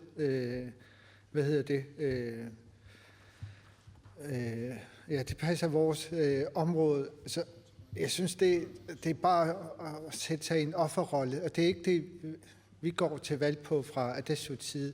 Vi ser en masse positive sider, og vi skal snakke ud fra realistiske grundlag, i stedet for at man skyder med havlgevær og prøver at ramme et eller andet sted, hvor det kan være rigtigt, og så sige, at vi havde ret. Det synes vi er for nemt. Inuit Ataqatigiit, Muti Borup, Ede, hvad tænker du? Ja, altså fra Inuit Ataqatigiit har vi klart sagt, at vi gerne forhandle forsvarsaftalen på ny, den fra 1951, sådan på den måde, for at vi får den ordlyd, at vi får mest ud af det her i landet, Grønland, når der er en militær tilstedeværelse. Så det er vores bud på. Men er det omhandlende, at vi skal have en ny servicekontrakt på Thule Airbase, eller er det mere? Altså med servicekontrakten, den mistede servicekontrakt, så vi, at vi var meget sårbare over at være afhængige af en servicekontrakt. Så vi skal ud af den, og i stedet for at få forhandlet en ny forsvarsaftale, så vi får mest ud af det militære tilstedeværelse, der er i Grønland. Det er fint. Jeg synes faktisk, vi begynder at gøre klar til, om der er spørgsmål nede for salen. Jeg kan se, der allerede er et. Kan du stille dig op til mikrofonen her og sige dit navn? Og så kan du komme med dit spørgsmål. Du kan gøre dig klar. Mit navn er Benny Kokholm, og jeg har, inden jeg kommer med det oprindelige spørgsmål, så har jeg et spørgsmål, som kræver et klart ja eller nej, og ingen udenoms. De fleste af partierne opstiller medlemmer, der er valgt til Inatsisartut. Hvis dette medlem bliver valgt som folketingskandidat, er det så kun som folketingsmedlem, eller vil det blive med dobbeltmandat?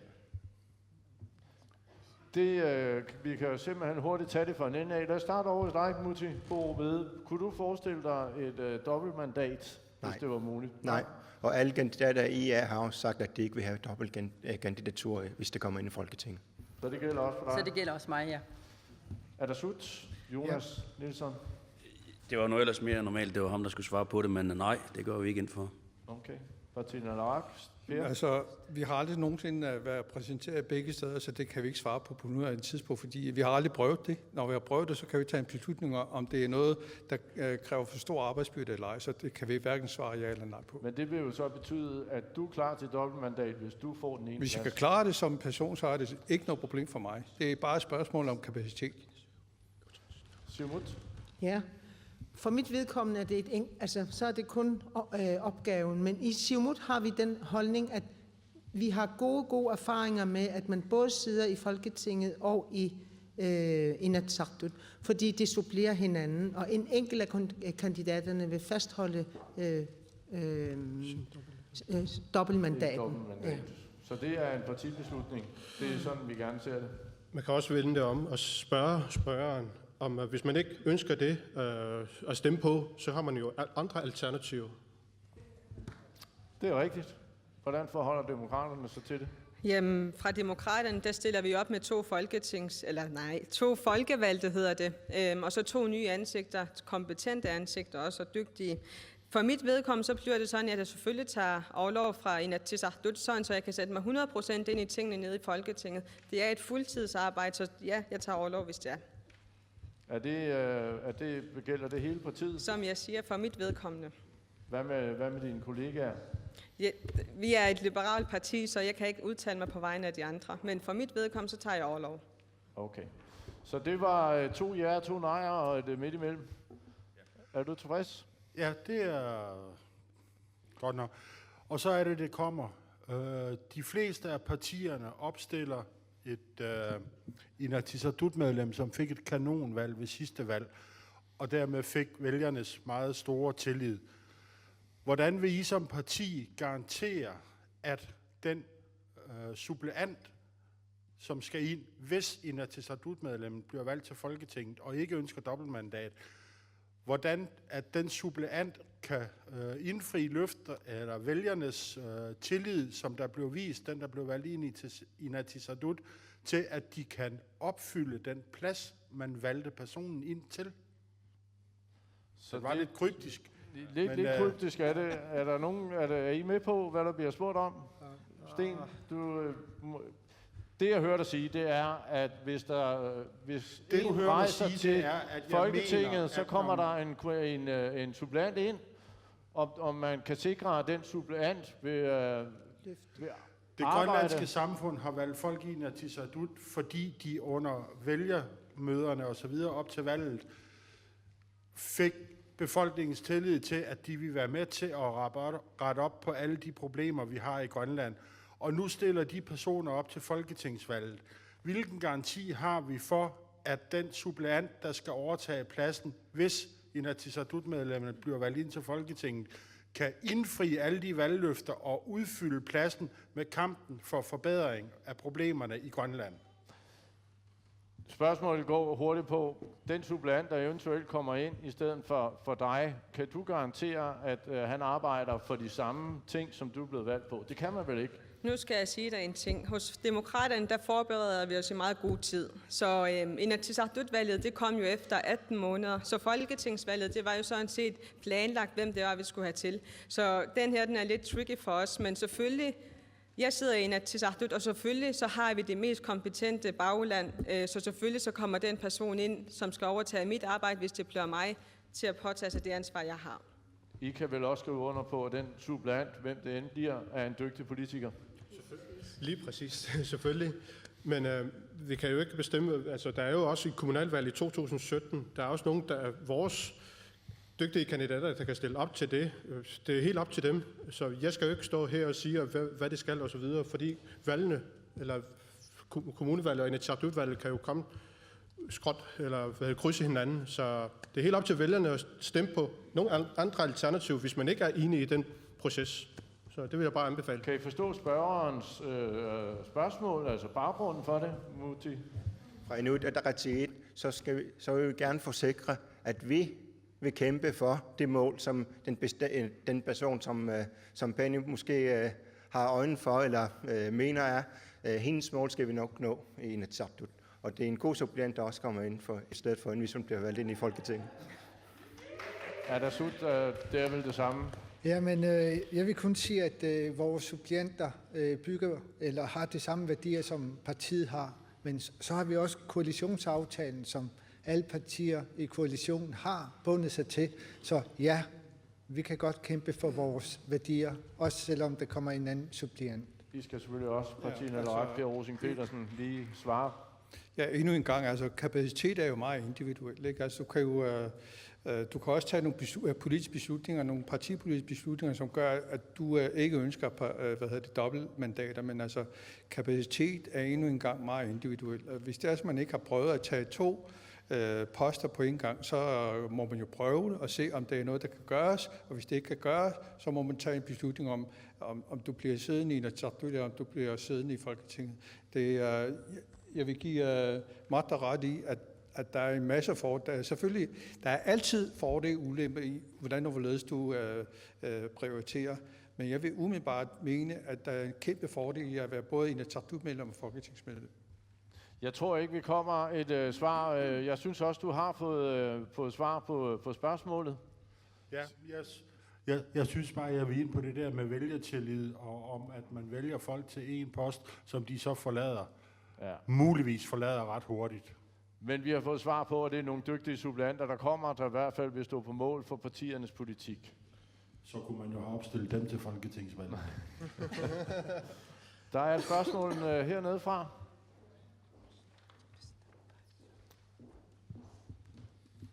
Inger Larsen. Mit spørgsmål er, fordi der blev snakket om, at stemmeprocenten var meget lav her. Og der er mange grønlændere i Danmark, 18.000.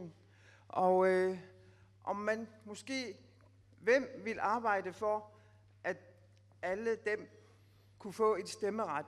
Fordi uddannelsessøgende grønlændere får stemmeret hertil for nogle kandidater herfra. Hvem vil arbejde for det? At også grønlændere i Danmark kunne stemme her til folketingskandidaterne. Fordi er det de studerende, eller er det dem, der har bosat sig? Ja, det er dem, der har bosat sig. Jeg tænker på. Okay.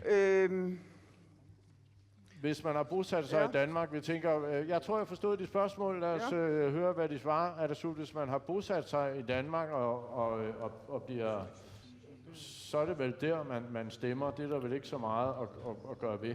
Lige præcis. Altså, man er flyttet frivilligt til Danmark, og så må man også stemme i Danmark. Men det er noget andet med de studerende. Der vil jeg mene, at de burde have lov at stemme i Grønland, og det vil vi selvfølgelig arbejde for. Men har de ikke det? Kan de ikke brevstemme? Nej, det kan det ikke. Ikke til folketingsvalget? Det stemmer for lokale danske kandidater, og det vil vi gerne arbejde for. Det har vi i vores målsætninger, at vi vil arbejde for, at grønlandske studerende, der rejser herfra, skal have mulighed for at vælge, om de vil stemme lokalt i Danmark eller brevstemme på grønlandske under deres uddannelsesforløb, men ikke efter de har færdiggjort deres uddannelse. Siumut, du markerer Martha Abelsen. Det er vigtigt at erkende, at når man har taget et valg og flytter til et andet land, her for eksempel til Danmark, så får man valgret der, hvor man flytter. Men vores arbejde må gå på, at vi sikrer, at flest mulige kan blive i landet, så man kan gøre brug af sine rettigheder i landet. Jeg synes ikke, at man kan flytte til Danmark og så og være med til at bestemme, hvordan tingene skal være. Men det er noget helt andet i forhold til de studerende. De studerende kan vælges, eller kan stemme til landstingsvalget og til kommunevalget, men ikke til folketingsvalget. Der skal de vælge der, hvor de bor, til deres kreds i Danmark. Men det vil vi arbejde videre med at få, fordi det er jo stadigvæk en del af vores studerende, som er med til at lade landet udvikle. Så I er enige med Atassut i, at det vil I kæmpe for? arbejde I også videre det, demokraterne? Vi er meget enige i, at de studerende skal have lov til at stemme dernede fra. Det vi kunne tænke os at gøre, det var, at man kunne få lov til at bruge Suslisivik med sit NemID til at stemme i fremtiden. Og det gælder så både landstingsvalg og også folketingsvalg, så man på den måde får flere til at stemme dernede fra. De oplevelser, eller de erfaringer, vi har gjort os indtil videre med omkring studerende, der så også får stemt ned fra Danmark af, den er meget lav stemmeprocent dernede, så det vil vi gerne gøre noget for at få bragt op. Så det vil vi helt sikkert. Martina Larak markerer. Jo tak. Vi er meget enige i det, der bliver sagt. Vi kan ikke gøre så meget for de 18.000, som selv har valgt at flytte til Danmark. Men vi kan gøre noget for dem, der er under uddannelse, og vi støtter helt op på, at de også skal have mulighed for at kunne søge grønlandske kandidater. Vi mangler jer, IA. Ja, altså det er vigtigt med studerende, og det er vigtigt at fastholde så vidt muligt deres tilknytning til Grønland. Så det er en god idé at gøre det på den måde, at snakke om eventuelt folketingsvalget. Det, som Inuit Ataqatigiit jo også gør, det er et tæt samarbejde med Avadak, de studerendes forening i Danmark. Så på den måde, så kan der også være en god dialog imellem dem. Med hensyn til de grønlændere, der bor i Danmark, det er jo noget, de har valgt. Men ligesom nogle af de andre har sagt, så er det jo vigtigt, at vi prøver på at have en dialog med dem, sådan, så de kan finde ud af at vende tilbage til Grønland igen på et eller andet tidspunkt. Tilfreds med svaret. Dem, der har flyttet, de må være, men de vil alle sammen kæmpe for, at dem, der er der midlertidigt som studerende, at de får muligheden for at stemme her. Ja, studerende har jo allerede stemmeret fra Danmark. Ikke til folketingsvalget. Men dem, der bliver valgt, vil virkelig blive overrasket, hvor meget de forventer af jer, de grønlændere, der er i Danmark. Og det er, fordi uligheden her er så stor, og leveomkostninger er så store, og så er der så mange uden at planlægge, der flytter til Danmark.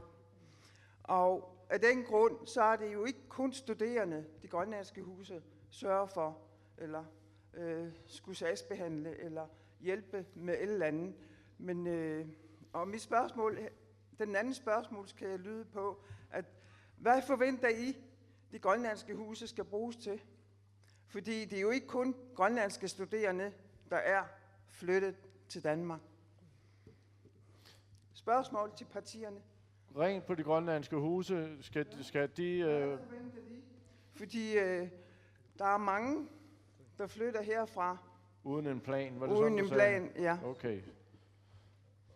Kan de grønlandske huse udvide hjælpen til dem, der måske kommer til at flytte til Danmark, uden helt at have gjort sig klar over, hvilke konsekvenser det eventuelt har? Først og fremmest så vil jeg sige, at et menneske har et personligt ansvar Vi har et ansvar for vores eget liv. Derfor er det også yderst nødvendigt og vigtigt, at man undersøger, hvad er det for nogle muligheder, jeg har, når jeg flytter til Danmark? Hvordan påvirker det mig? Så hvis man tager afsted uden at have planlagt det, så er der jo nogle ting, man skal have undersøgt, før man tager afsted. Hvad er det for nogle muligheder, man så har? Så snakker hun om de der mange grønlændere, der er i Danmark. Ja, der er mange grønlændere i Danmark, men vi skal tænke på, at der er første generations, anden generations og tredje generations grønlændere i Danmark. Så hvornår er man dansker eller grønlænder i Danmark? Den skal vi også have med i overvejelserne. De studerende, dem går jeg helt 100% med til. De skal have stemmeret her i Grønland, fordi det er her, deres basis stadigvæk er. Med hensyn til de grønlandske huse, ja, vi skal have en meget større forbindelse til dem. Vi skal vise, hvad det er, de er til for. De er til for de studerende, de er til for de sociale udsatte. Vi kan se den i Aalborg for eksempel, hvis jeg tager den som eksempel. De har jo ansat en masse socialrådgivere til netop at varetage de grønlandske sociale udsatte i Danmark. Så det er sådan noget, de grønlandske huse burde og skal bruges til. For at vi ikke tager den samme rækkefølge hver gang, så kan vi jo få Atassut på banen nu her. Det er vel rigtigt, at langt de fleste grønlændere, der flytter til Danmark, klarer sig fornuftigt, men der er en gruppe, som falder igennem og ender på samfundets bund. Er der burde vi være bedre til at få samlet dem op, få hjulpet dem i det øjeblik, de nu kommer til Danmark? Jeg synes, den ene eller den anden gruppe? Jeg synes, det er vigtigt at understrege, at vi vil meget gerne rigsfællesskabet, kan jeg høre, fordi vi har en masse forventninger til det.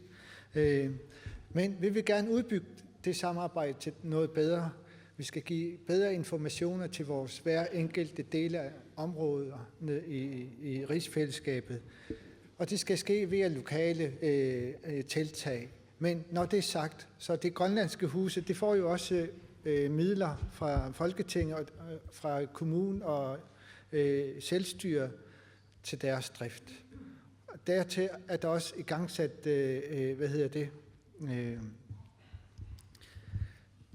tiltag, sådan så at man kan opfange det behov, sociale behov, tilflytterne har i dag. Det er også et godt tiltag, men den er primært lagt ud til 5 byer, større byer. Den skal vi udbygge, sådan så at man kan få fat i folk tidligere, inden det går helt galt. Sådan så at folk stadig kan være bedre til at hente hjælp. I dag lever der en masse familier med børnefamilier, meget isoleret, som er socialt udsatte. Og det kan vi ikke være dem bekendt.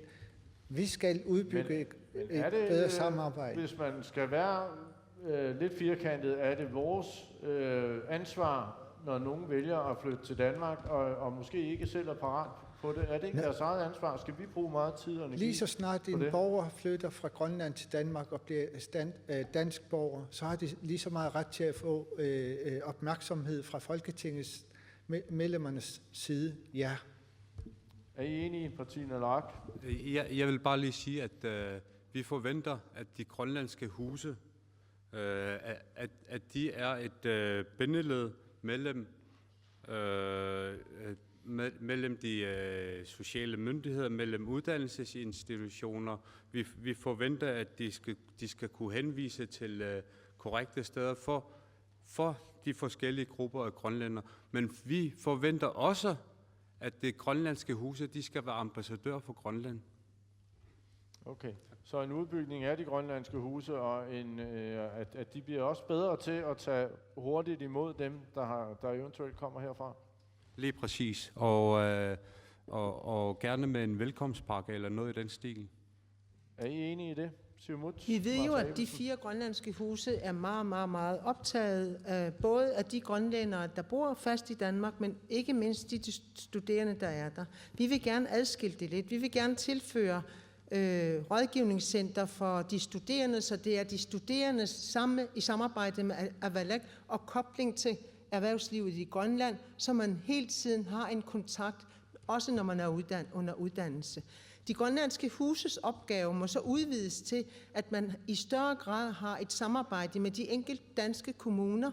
Vi har set, hvordan Aalborg har klaret det, men det er ikke kun Aalborg, Odense og København. der er mange steder, og Aarhus, mange steder i landet er der brug for, at man er i en rigtig god dialog med den ekspertise, de grønlandske huse sidder inde med, og det skal udbygges. De socialt udsatte grønlændere arbejdes der meget på. Vores tidligere folketingsmedlem, nuværende folketingsmedlem Doris Jakobsen, er en af dem, der har besøgt de grønlandske huse meget og været i dialog med bestyrelserne for ligesom at få den udvikling i gang. Og jeg er enig med Inger Larsen i, at de grønlandske huse skal bruges meget mere specifikt i forhold til de grønlændere, der bor fast i Danmark. Inuit Ataqatigiit, Kara, er du enig? Ja, altså det er jo vigtigt at arbejde i Folketinget også drejer sig om de grønlændere, der bor i Danmark, lige så meget som det også drejer sig om de grønlændere, der bor her i landet. Så det er jo en af de vigtigste opgaver, vi også skal påtage os. Og i forbindelse med medlemskab i Folketinget, Sara Olsvig, der har hun også været med til at hente nogle midler til indsatsområder for udsatte børn og familier. Og det er jo nogle store beløb med flere millioner på 4 millioner i 2015 og 4 millioner i 16, der også skal bruges. Og til det så vil vi også gerne lige nævne den daglige, kontakt, måske ikke hver dag i dagligdagen, men i hvert fald at besøge de forskellige væresteder og besøge Kofoed-skole har også været en af de opgaver af de forskellige huse i hele Danmark. Jeg tror, vi nåede en hurtig kommentar fra dig. Jeg tror, der er problemet i høj grad for de mennesker, der kommer ned uden at have en plan i forvejen. Det er, at man kigger forkert på de mennesker, der kommer derned. Hvis man kommer og hedder Ali, så får du et helt hav af integrationstilbud. Hvis du kommer og hedder Zacchaeus, så tror man altså bare, at du er dansker i forvejen. Jeg tror, det er rigtig vigtigt, at vi som folketingsmedlemmer går ned og kæmper for, at der bliver lavet en ordentlig integrationspolitik, der tager vare om de mennesker her, som ellers bare falder igennem. Et eksempel, der er rigtig godt, det er, hvis du går til lægen eller skal til sagsbehandler, så skal kommunerne faktisk stille tolkebistand til rådighed. Men fordi man kommer og hedder Zacchaeus, så går man ud fra, at han forstår dansk, og så kommer der ikke nogen tolk. Det skal vi arbejde for, at det ikke sker i fremtiden. Folk, de skal have den hjælp, de har brug for. Det kan vi tage en hurtig runde med. Er I enige? Jeg er fuldstændig enig, fordi det er også derfor, jeg faktisk for 2 år siden var jeg nede i Danmark, da Helle Thorning-Schmidt trykkede på valgurene, eller hun udskrev valg. Der var jeg nede og besøge det udsatte Grønland ind i Kofoed-skole, og netop inviterede Socialdemokraternes spidskandidater, der hedder Mathias Tesfaye, og så Peter Hummelgaard hedder han. Men den dialog er allerede i gang, og det er meget enig med det, som Rasmus også budskabet går ud på. Men det er også magtpåliggende, at vi er nødt til at samarbejde, og vi er ikke uenige på det område, men det er bare lidt mærkeligt, at IA skal tage hele æren på alle de gode ting, og alle de dårlige ting er vores skyld. Men det er ikke sådan, man får nogle billige stemmer, fordi vi er nødt til at samarbejde til gavn for Grønland, og det er bare det, jeg vil sige. Tak. Nogle andre kommentarer, eller så må vi sige, at det bliver svar på det spørgsmål, jeg håber, stilleren var tilfreds. Ja, så der kommer lige ind før dig, så bliver det dig næste gang. Goddag. Jens B. Frederiksen. Jeg har også nogle spørgsmål her, og indledningsvis der vil jeg så sige, at et eller andet sted som borger i det her land, der synes jeg, at den her valgkamp indtil videre, så har den drejet sig rigtig meget om grønlændere, der bor i Danmark, og det har drejet sig om den øverste udenrigspolitik. Men, og der har været en lille snert af det her i dag, men ikke ret meget, men den danske stat varetager jo faktisk en hel masse områder i Grønland i dag. Bare inden for selvstyreloven, der er der en hel del områder, som Grønland jo på et eller andet tidspunkt, når vi engang får råd til det, skal overtage, men de bliver drevet fra Danmark i øjeblikket. Og der er kæmpe store opgaver inden for det. Vi taler om arbejdstilsyn, vi taler om søfartsstyrelse, vi taler om politiet, vi taler om alt muligt, vi taler ikke kun om lønninger. Men hvilke problemer ser I rundt omkring i alle de forskellige institutioner, som I måske kan være med til at forbedre? Og så har jeg lige et spørgsmål nummer 2, jeg ved ikke lige, om jeg skal vente med det. Kom med det, så kan vi tage det videre. Ja, og det er faktisk, hvor jeg virkelig gerne vil rose Per Rosing Petersen for at være med i den her udsendelse. Du taler et fantastisk dansk. Du har en formidabel formuleringsevne. Du er faktisk, jeg synes, du er meget bedre end mig til at stå og tale på et rigtig godt dansk.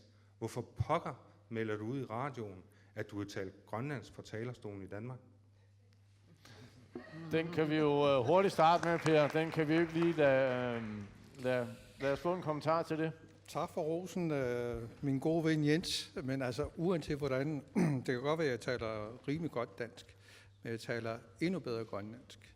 Og det er mit modersmål. Og jeg har det sådan, altså, de danske medlemmer bruger deres modersmål til at ytre sig.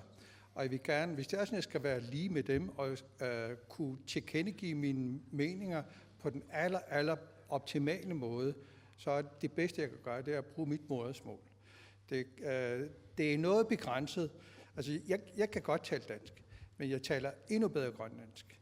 Og på den måde, der kan jeg udtrykke mig, og der kan jeg tilkendegive mine meninger, og være med i debatterne på den der måde. Så derfor, når jeg bruger mit modersmål, så kan jeg gøre en bedre indsats, end hvis det er sådan, jeg prøver at tale på grønlandsk. Det er der kun, hvis de 12 taler et ordentligt dansk. Lad os hurtigt bære den videre. I Demokraterne var nogen, der har lyst til at tage til Danmark og snakke grønlandsk, eller hvordan forholder I jer til det spørgsmål? Så nu er jeg kun engelsksproget, så det bliver svært at gå ned og tale på grønlandsk. Jeg vil helt klart tale på dansk. Er det noget, Demokraterne har en generel politik omkring? Det har vi selvfølgelig ikke. Vi er et liberalt parti, og vi snakker det, vi vil snakke. Og det hører jeg også fra mig fra Inatsisartut. Samtidig så tager jeg det på grønlandsk, og samtidig på dansk. Det kommer så an på, hvordan det teknisk er, og fordi jeg er bedre til dansk, så tager jeg det samtidig på dansk. Men jeg gør det også på grønlandsk, fordi jeg kan. Så I vil snakke det, I nu engang har lyst til på dagen? Nede i Folketinget, der bliver det på dansk fra vores side af. Siumut? En hurtig korte bemærkning omkring det der med sproget. Hvis vi ønsker respekt fra Danmark af, så er vi også nødt til at respektere danskernes sprog. Så derfor er det selvfølgelig vigtigt, at vi selvfølgelig snakker dansk i Folketingets talestol. Og vedrørende det første spørgsmål skal Martha selvfølgelig lige svare på. Fordi diskussionen omkring sproget, det har vi allerede svaret på. Så. Nej, du må gerne svare. Nå. Okay, det er det. Okay. Kan vi lige få er der slut med, Sten Lynge? Jamen, jeg synes, at hvis man bestrider at kunne tale dansk, jamen, så bruger man det danske sprog. Og hvis man ikke gjorde det, så er det i orden selvfølgelig at snakke Jamen, der er mulighed for i dag, at du kan få en tolk fra talestolen i Folketinget. Men den bliver jo ikke brugt, fordi der er ikke gæster af den art, der holder tale. Men muligheden foreligger. Men i vores hold, jamen, der bliver det på dansk. Okay. Inuit Ataqatigiit.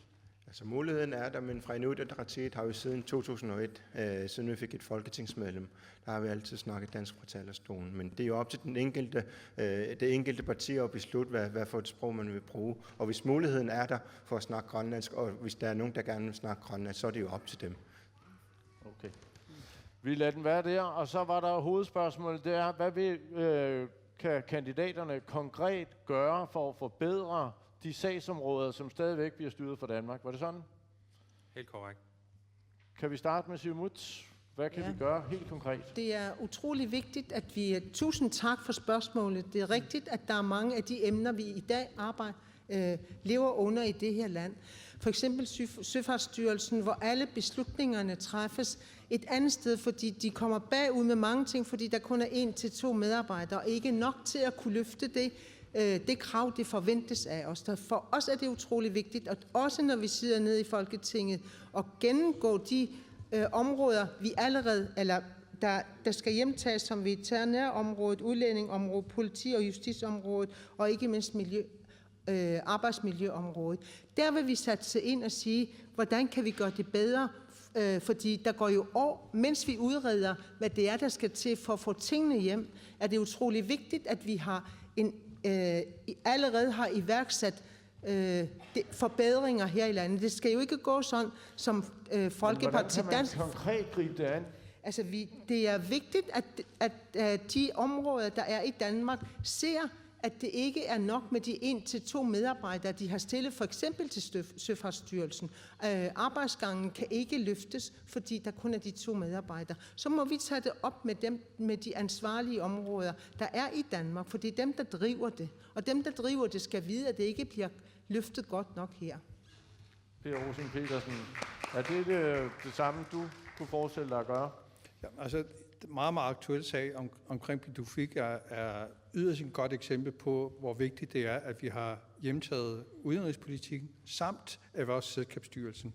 Det er utroligt. Hvis det er sådan, vi har haft Erhvervsselskabsstyrelsen, så har det der problemstilling ikke opstået med, at Exelis lige pludselig var blevet til en eller anden dansk datterselskab. Det problem havde vi undgået, hvis det er, at vi havde et hjemtaget erhvervsselskabsstyrelse. Det er utrolig vigtigt for at fremme erhvervet heroppe i Grønland, at vi har vores egne regler. Vi kan bare tage eksempel med, hvordan aktieselskabslovgivningen er. Paragraf 126, der står der, at et hvert form for bestyrelsesmøde skal foregå på dansk. Altså, det er jo her i Grønland, vi taler om. Så din løsning er ikke at gå ned og ligesom Timot siger, og gøre opmærksom på, her er der nogle ting, vi skal have forandret. I vil bare have det hjem, og så bliver alting godt. Altså, det er utrolig vigtigt, for hvis det er, at man skal have noget ikke bremsende udvikling med hensyn til erhvervsudvikling, så er det en af de vigtigste områder, det er at hjemtage erhvervsselskabsstyrelsen samt udenrigspolitikken. Er der slut? Tak. Jeg synes, at problemet kan man se ud fra 2 vinkler. For det første, så siger man herfra, at nogle gange så udtrykker man det ønske af selvstændighed her og nu nærmest. Og det synspunkt kom meget frem i 2010-11 og derefter, fordi man troede og håbede på, at råstof ville udvikle vores land. Så det kunne ikke gå hurtigt nok med at afvikle rigsfællesskabet nærmest. Jeg synes, man skal sende det her realistiske signal. Hvad vil man med rigsfællesskabet fra alle partier, og så arbejde derudfra. Jeg synes ikke, det er passende, at man hele tiden taler for nogle sager fra et offerrolles synspunkt, og sige, at det er den rigsfællesskabet, der er skyld i det her. Jeg synes, man som medlem af Folketinget skal være synlig i forhold til nogle ønsker, og ikke arbejde fra 2 mandater. Man skal være synlig og sige, at der er nogle områder, vi skal forbedre i forhold til retsvæsenet, i forhold til så mange andre områder. Der skal man løfte niveauet, fordi retsvæsenet har været et område, der blev kritiseret for at have dårlige detentioner, anstaltsforhold. Selvfølgelig, vi vil gerne rigsfællesskab, men det skal også ske på lige vilkår. Demokraterne, en udmelding til Jens. Jeg vil egentlig meget konkret gå ind og sige, at jeg vil især arbejde for vores retsområde. Jeg mener, at det er for dårligt, at man i dag kan vente op til 1,5 år eller mere på at få en dom. Og endnu vigtigere for ofrene, der har været udsat for en forbrydelse, kan gå rundt og møde forbryderen nede i Brugsen i 1,5 år frem til de engang får en dom. Det er simpelthen ikke godt nok. Derudover så har vi også et politi i Grønland, som især ude på kysten må leve med totalt nedslidte forhold. Aflagt udstyr for politiet i Danmark, og jeg ved ikke hvad. Det skal der simpelthen arbejdes på nede fra Danmark. At sørge for, at de har udstyr til at udføre deres arbejde. Sørge for, at de kan komme til at gøre det i nogle bygninger, der er tidsvarende. Det synes jeg for mig er utrolig vigtigt. Men hvordan kan man konkret gøre det? Jamen især ved at lave vores samarbejde. Hvis vi får vores 4 mandater samlet i et nordatlantisk samarbejde, så vi står stærkt nede i Folketinget, så tror jeg på, at vi kan forhandle os til at få nogle meget bedre forhold for Grønland. Så er det forhandling, der er vejen frem, eller er det den anden stil, hvor vi lidt mere melder ud, at nu skal vi bare have det her hjem, så bliver det godt? Det er det, vi har sagt fra starten af med hensyn til forhandling. Den 19. juni, der går forhandlingerne i gang. Og nogle af de forhandlinger skal jo være til fordel for det grønlandske samfund og for den befolkning, der jo er i Danmark. Nogle af de opgaver, som vi også har snakket om, det er søopmåling for eksempel. Vi har jo alle sammen oplevet at være ude at sejle derude, og lige pludselig se på GPS'en, at vi sejler på land. Altså de siger jo noget om, hvor svigtet et område det er. Og vi bruger jo vandet meget som et transportmiddel, så derfor er det et af de områder, som vi skal varetage meget hurtigt.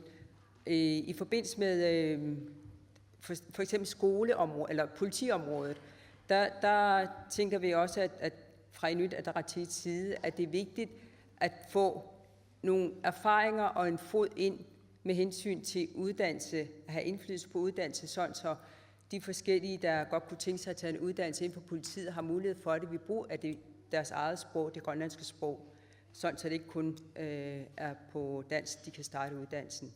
Men når nu mange af de her ting, som egentlig bliver styret fra Danmark, viser sig, at de bliver jo ikke måske forvaltet på samme niveau, som de faktisk bliver forvaltet i Danmark. Rasmus' eksempel med politiet er jo meget fint.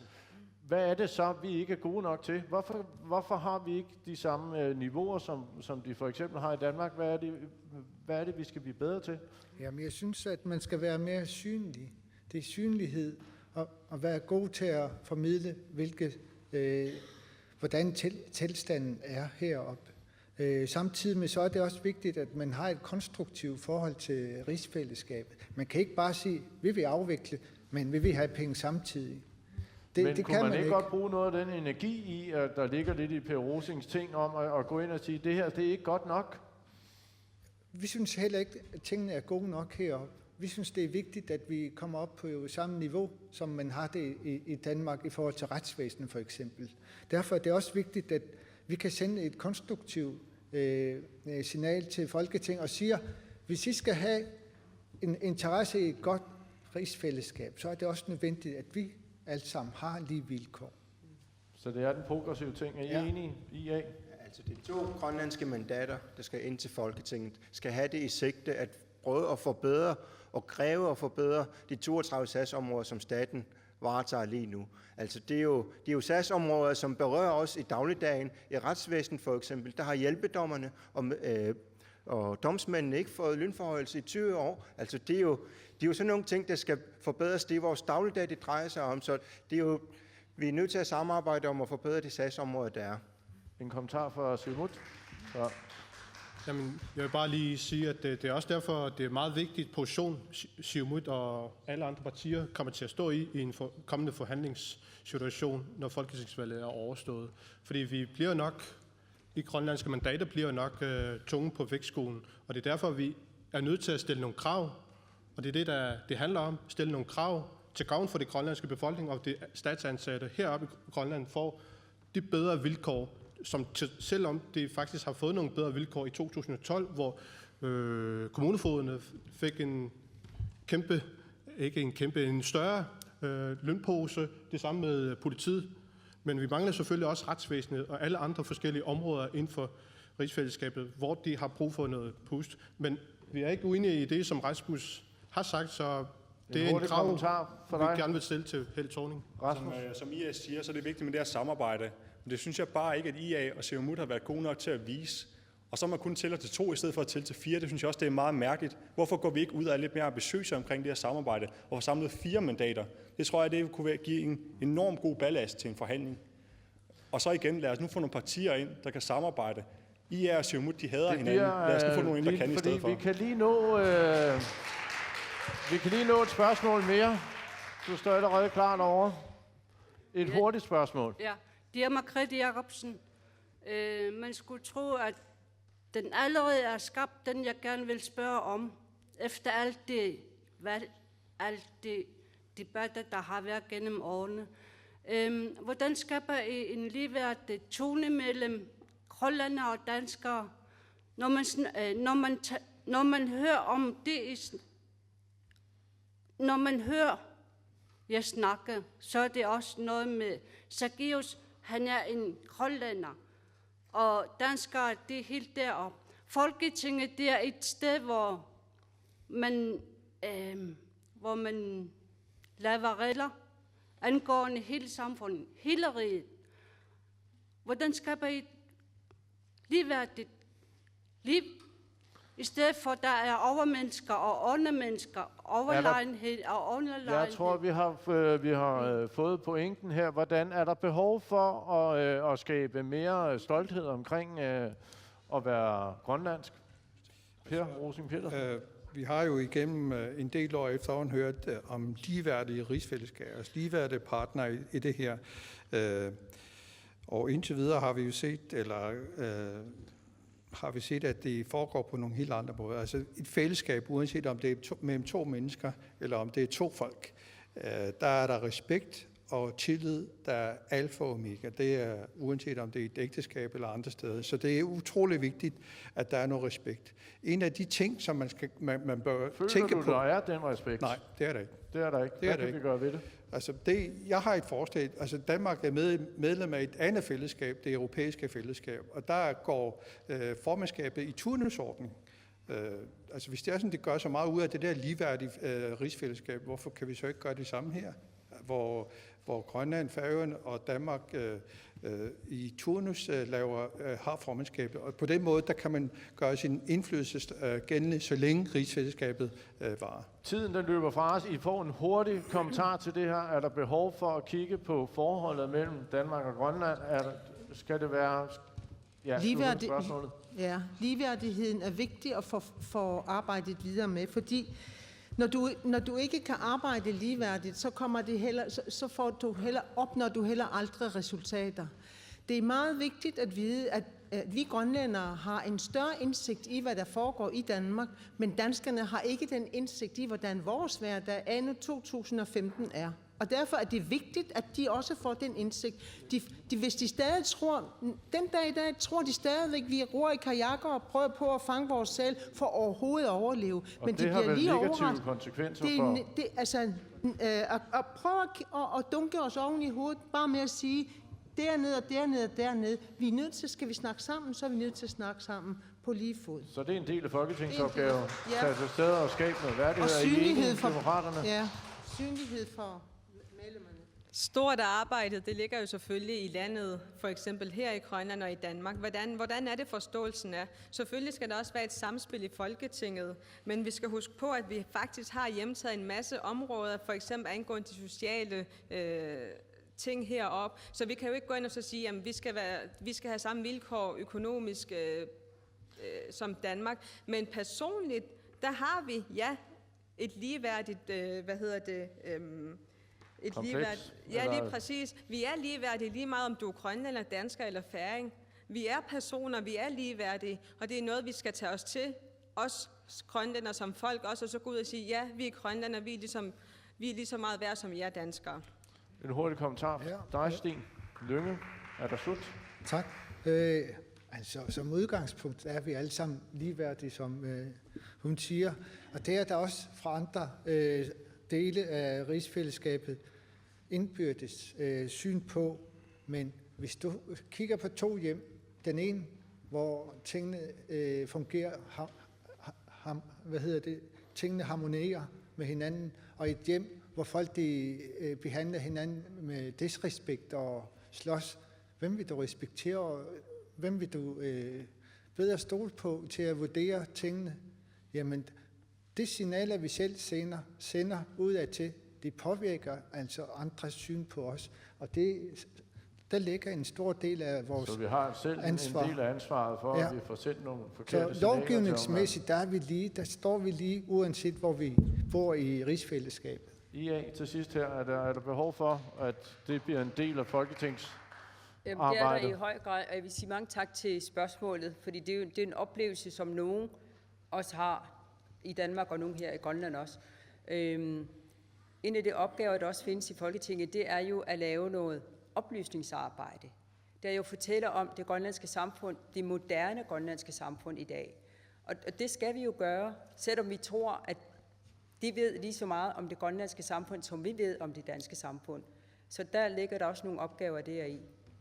Det er fint, det bliver sidste ord på det spørgsmål, og vi når faktisk ikke flere spørgsmål i dag. Til gengæld så afslutter vi også, som traditionen har været tidligere, med 1 minut til hvert parti i omvendt rækkefølge, da vi startede. Det betyder, det er demokraterne, der får ordet først. Værsgo. Tak. Det er på tide, Grønland får ansvarsbevidste og tilgængelige repræsentanter i Folketinget. De 2 store partier har repræsenteret Grønland de sidste mange år. Grønland har brug for politikere, som faktisk tager deres arbejde seriøst og som tør tage ansvar. Demokraterne stiller op til Folketinget for at få indflydelse og for at fremme de grønlandske interesser. Vi går ikke til valg på at vælge mellem Thorning eller Lykke, men for at sikre, at Grønland får mest indflydelse. Demokratiet er forhandlingsdygtige, og det vil Grønland få gavn af i Folketinget. Vi har vist, at vi kan samarbejde på tværs af alle partier, og selvfølgelig kan vi også det i Folketinget. Frihed forpligter, også i Folketinget. Giv demokratiet din stemme, og arbejdet for ansvarlighed og troværdighed bliver fuldført. Godt valg. Tak skal du have. Ja. Vi springer videre til Siumut. Ja. Værsgo, det næste minut er jeres. Folketingsvalget handler ikke om man er imod eller for Danmark. Det handler om at skabe et bedre samfund. Det handler om at give vores socialt udsatte borgere den hjælp, de behøver for at komme på fod igen. Det handler om at sikre ordentlige forhold for andre, også for at få ordentlig mad for patienter, der behandles i Danmark. For at udvikle vores erhvervsforhold og eksportmuligheder. Grundlæggende handler folketingsvalget for Siumut om at sikre et samfund baseret på omsorg, solidaritet og fremskridt. Vi vil føre Grønlands klare stemme videre i Folketinget. Mange politiske emner skal der arbejdes med i fælles forståelse i rigsfællesskabet. Det er vigtigt, at ansvars- og forpligtelser, som overtages fra staten, skal nøje vurderes og behandles, såsom det hele veterinærområdet, udlændingområdet, politi- og justitsområdet og ikke mindst arbejdsmiljøområdet. Det er vigtigt for Siumut at overtage førnævnte områder som led i et fortsat samarbejde for at skabe et selvbærende Grønland i samarbejde og free association med Danmark. Rigtig godt valg. Og vi skynder os videre. Næste, det er Naleraqs tur. Værsgo, 60 sekunder. Kære vælgere, et samlet Grønland er et stærkt Grønland, og partiet Naleraq vil altid arbejde på at styrke og samle Grønland. For ingen er stærkere end det svageste led. Partiet Naleraq har i disse to kandidater dygtige, ihærdige og troværdige emner. Vi vil stå for at styrke Grønland og opruste os til øget selvstændighed. Med dette følger ordentligt ansvar og hjemtagelser af de forskellige ansvarsområder. Det skal ske velovervejet. Og netop står dette Dan og Per for. Derfor stem på en af kandidaterne fra partiet Naleraq. Tak. Tak skal du have. Så er det Adasut. Værsgo, ordet jeres. Adasut er for et konstruktivt rigsfællesskab. Adasut vil være synlig i Folketinget, og Adasut vil samarbejde med Venstre, som er det parti, der repræsenterer samme værdier som Adasut. Adasut er for rigsfællesskabet, også efter Grønland har opnået økonomisk selvstændighed. Vi vil arbejde konstruktivt i Folketinget, for et godt fællesskab i rigsfællesskabet vil åbne større muligheder for Grønland i international sammenhæng. Stem på Adasut, Jonas Nielsen eller Sten Lynge. Vi vil arbejde ihærdigt i Folketinget for Grønlands interesser, men også bedre konstruktivt samarbejde i rigsfællesskabet. Grønner. Tak for det. Og så slutter vi med Inuit Ataqatigiit. Værsgo. Ja, Inuit Ataqatigiit er et rødt parti. Inuit Ataqatigiit vil gerne arbejde for et selvstændigt Grønland i fremtiden. Og det er det, vi arbejder hen imod. Inuit Ataqatigiit vil i Folketinget arbejde for øget indflydelse, der har med de grønlandske sager at gøre, også med de sager, der skal hjemtages i fremtiden. Tak til vælgerne, tak til lytterne. Stem på Inuit Ataqatigiit, stem på Grønlands Frie Stemme. Inuit Ataqatigiit vil samarbejdet. Inuit Ataqatigiit havde ingen partier. Vi giver hånden frem, og det mindste vil vi gerne samarbejde mellem de to grønlandske mandater, der kommer ind, og de færøske mandater, hvis det også vil gerne samarbejde med os. Godt valg.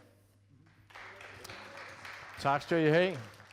Det bliver sidste ord fra i dag, men vi er tilbage allerede på mandag med en ny omgang valgdebat, dengang fra tv-studiet.